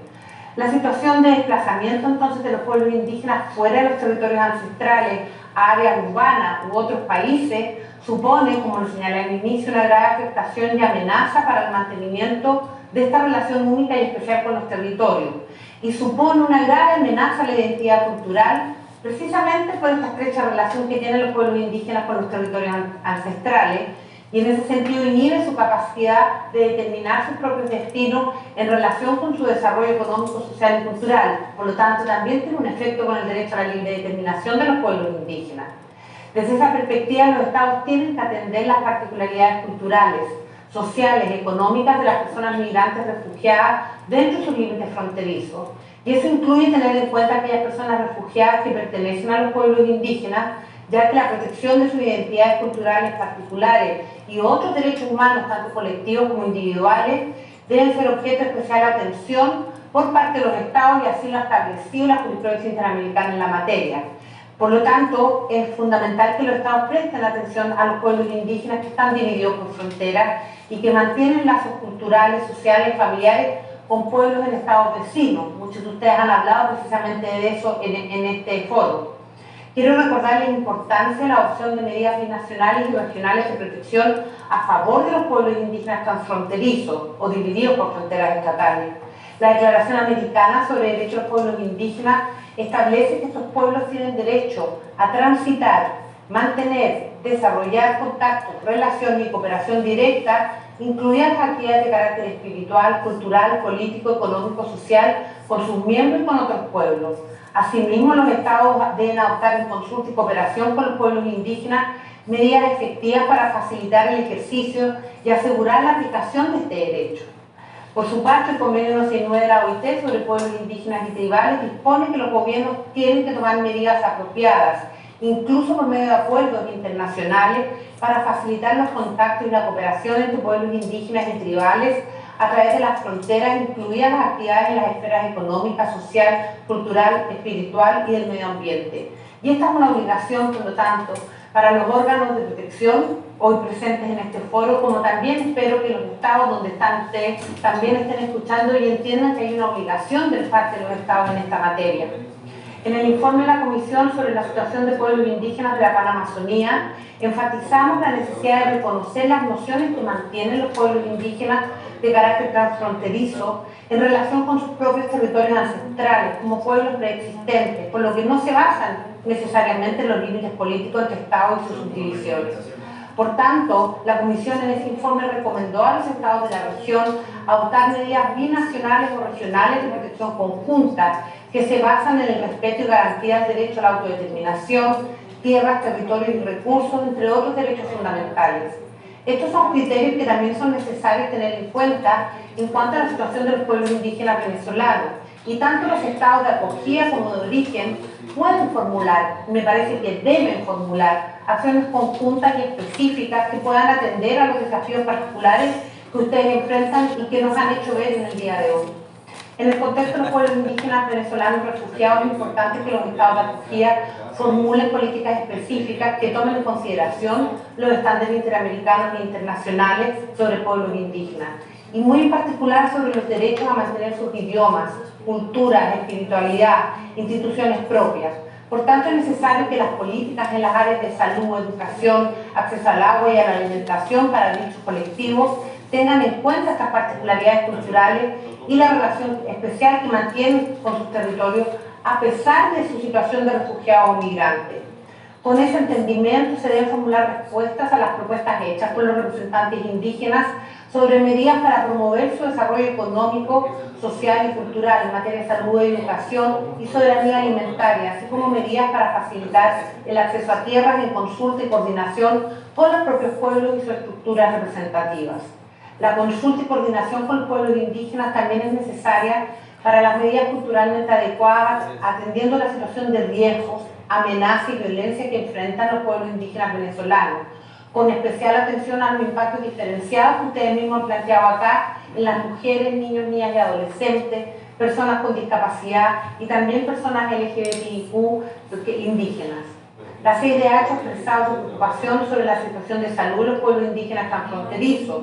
Por ejemplo, hemos recibido información acerca de la situación de salud urgente de las comunidades indígenas Yanomami que viven en el sur de Venezuela y en el norte de Brasil, como resultado de los brotes descontrolados de sarampión. La Comisión tomó nota que la falta de servicios médicos culturalmente adecuados en esos casos ha puesto en riesgo no solo la vida de cada persona, sino también la supervivencia física y cultural de sus comunidades de origen. La situación de salud y de otros derechos económicos, sociales, culturales y ambientales de los pueblos indígenas es de particular preocupación debido a la discriminación estructural que se han enfrentado históricamente hasta la actualidad y que obviamente se ve agravada precisamente por su situación de migrantes. Y esto es particularmente grave respecto de aquellos pueblos indígenas en desplazamiento y más aún con la pandemia del COVID-19.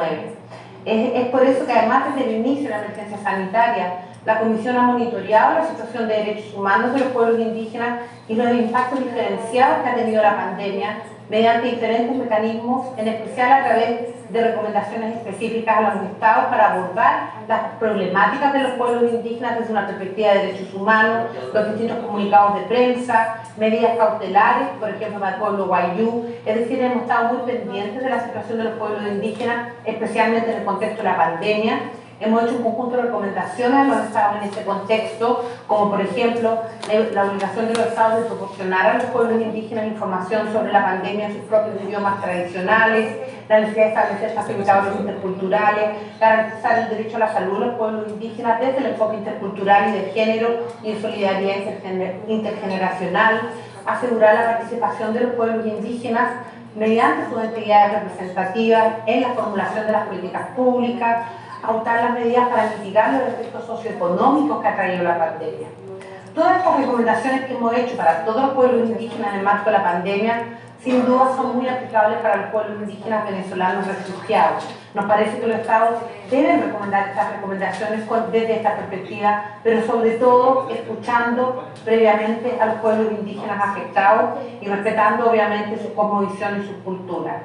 Estas son algunas de las apreciaciones que desde la Comisión Interamericana de Derechos Humanos consideramos pertinentes a la situación que hoy día nos han expuesto. Estamos muy atentos y atentas a los resultados de este foro y creemos que los temas aquí planteados deben ser una hoja de ruta tanto para el trabajo de la Comisión Interamericana de Derechos Humanos como, sin lugar a dudas, de la Relatoría de Naciones Unidas. Hemos tomado nota de las distintas propuestas que ustedes han hecho y esperamos a partir de ello que sea una hoja de ruta para que podamos seguir trabajando de la mano con ustedes y también de manera coordinada con las distintas agencias hoy día presentes. Muchísimas gracias. Muchísimas gracias, señora relatora. Realmente los estándares internacionales a los que usted se refirió nos permite realmente tener un marco de reflexión esencial para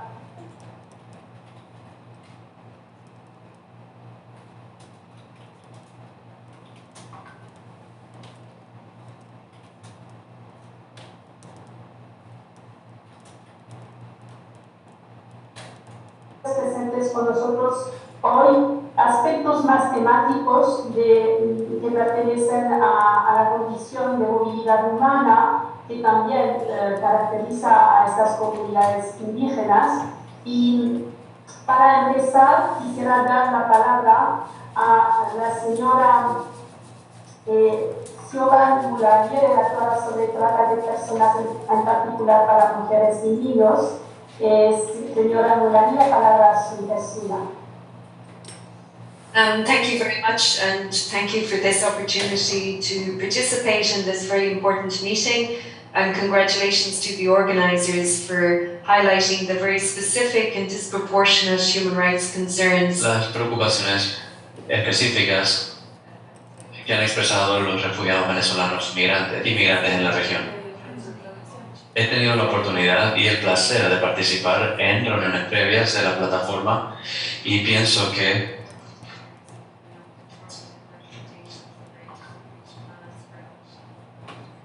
congratulations and thank you to all of the Indigenous delegates who presented and participated. Gracias a todos los que han presentado y participado y por compartir las preocupaciones que han identificado.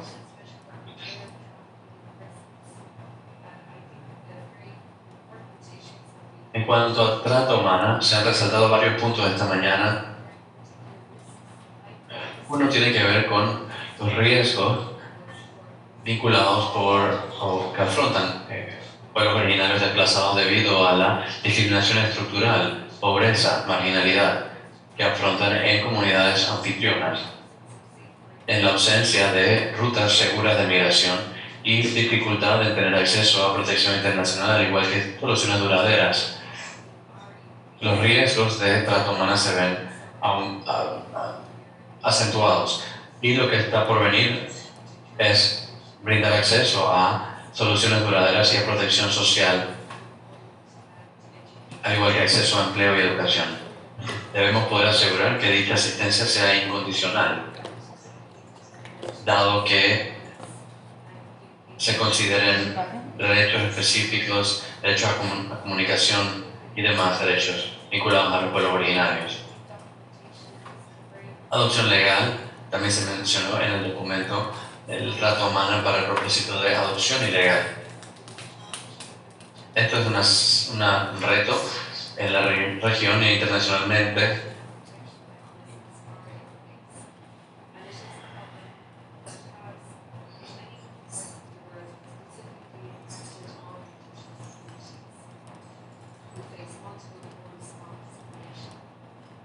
We've also heard about the very specific risks faced by children, young people. También hemos sabido acerca de riesgos que afrontan niños y adolescentes que son objetivos de redes criminales que trabajan en tráfico, en trata humana, explotación y actividades criminales, al igual que para propósitos de explotación sexual, explotación laboral y servitud. El rol de grupos armados y grupos terroristas fue algo que yo presenté a la Asamblea General en octubre. No, entiendo. Sí. No, realmente es la comunidad india, de Chicho, yo soy de la comunidad india. ¿Hay alguna? Pienso que debemos evaluar cómo utilizar con más efectividad los mecanismos de seguimiento de la Convención de Dublín-Minufara, debido a que la trata humana es una forma de violencia basada en género, es una forma de discriminación hacia mujeres y niñas. También puede impactar desproporcionadamente a personas del grupo LGBTQ y comunidades.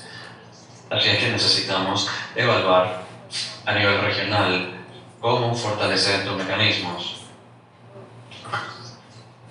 Puede ser útil asegurar que estamos integrando peoples with regard to risks of trafficking into those forums. Los riesgos de tráfico humano en estos foros y en estos procesos de seguimiento y mecanismos. Debemos poder asegurar, diseñar acciones antitrata. De hecho, hoy tenemos participación total de los pueblos originarios en esta reunión de niños, jóvenes, hombres y personas de la comunidad LGBTQ. También asegurar a la población deshabilitada. Ellos pueden afrontar riesgos mayores, que incluyen acceso a información, remedios y participación en procesos de justicia. Como varios de los oradores han mencionado, el racismo y la xenofobia llevan a un riesgo aumentado de marginalización.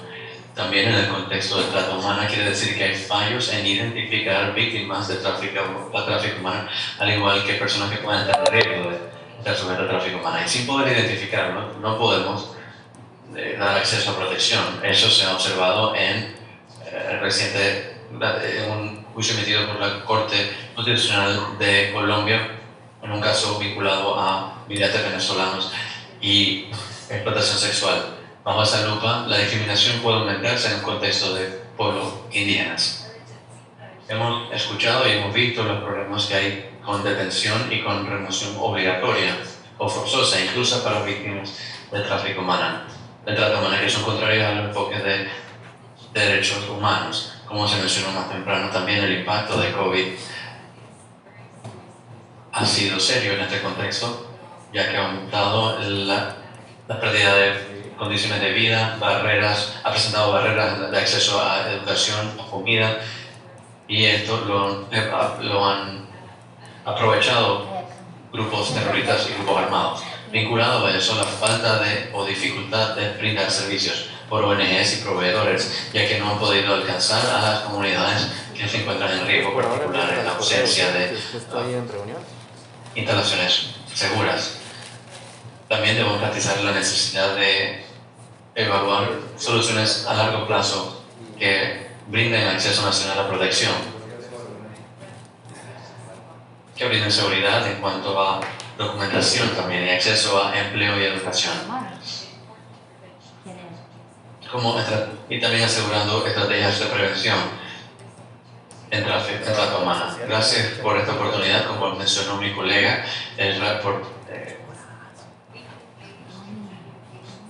podemos vincularnos por medio de comunicación con los estados, agregando nuestros comentarios respecto a políticas de desarrollo de procesos legales, judiciales y participar en reportes que se estén desarrollando. Esta reunión va dirigida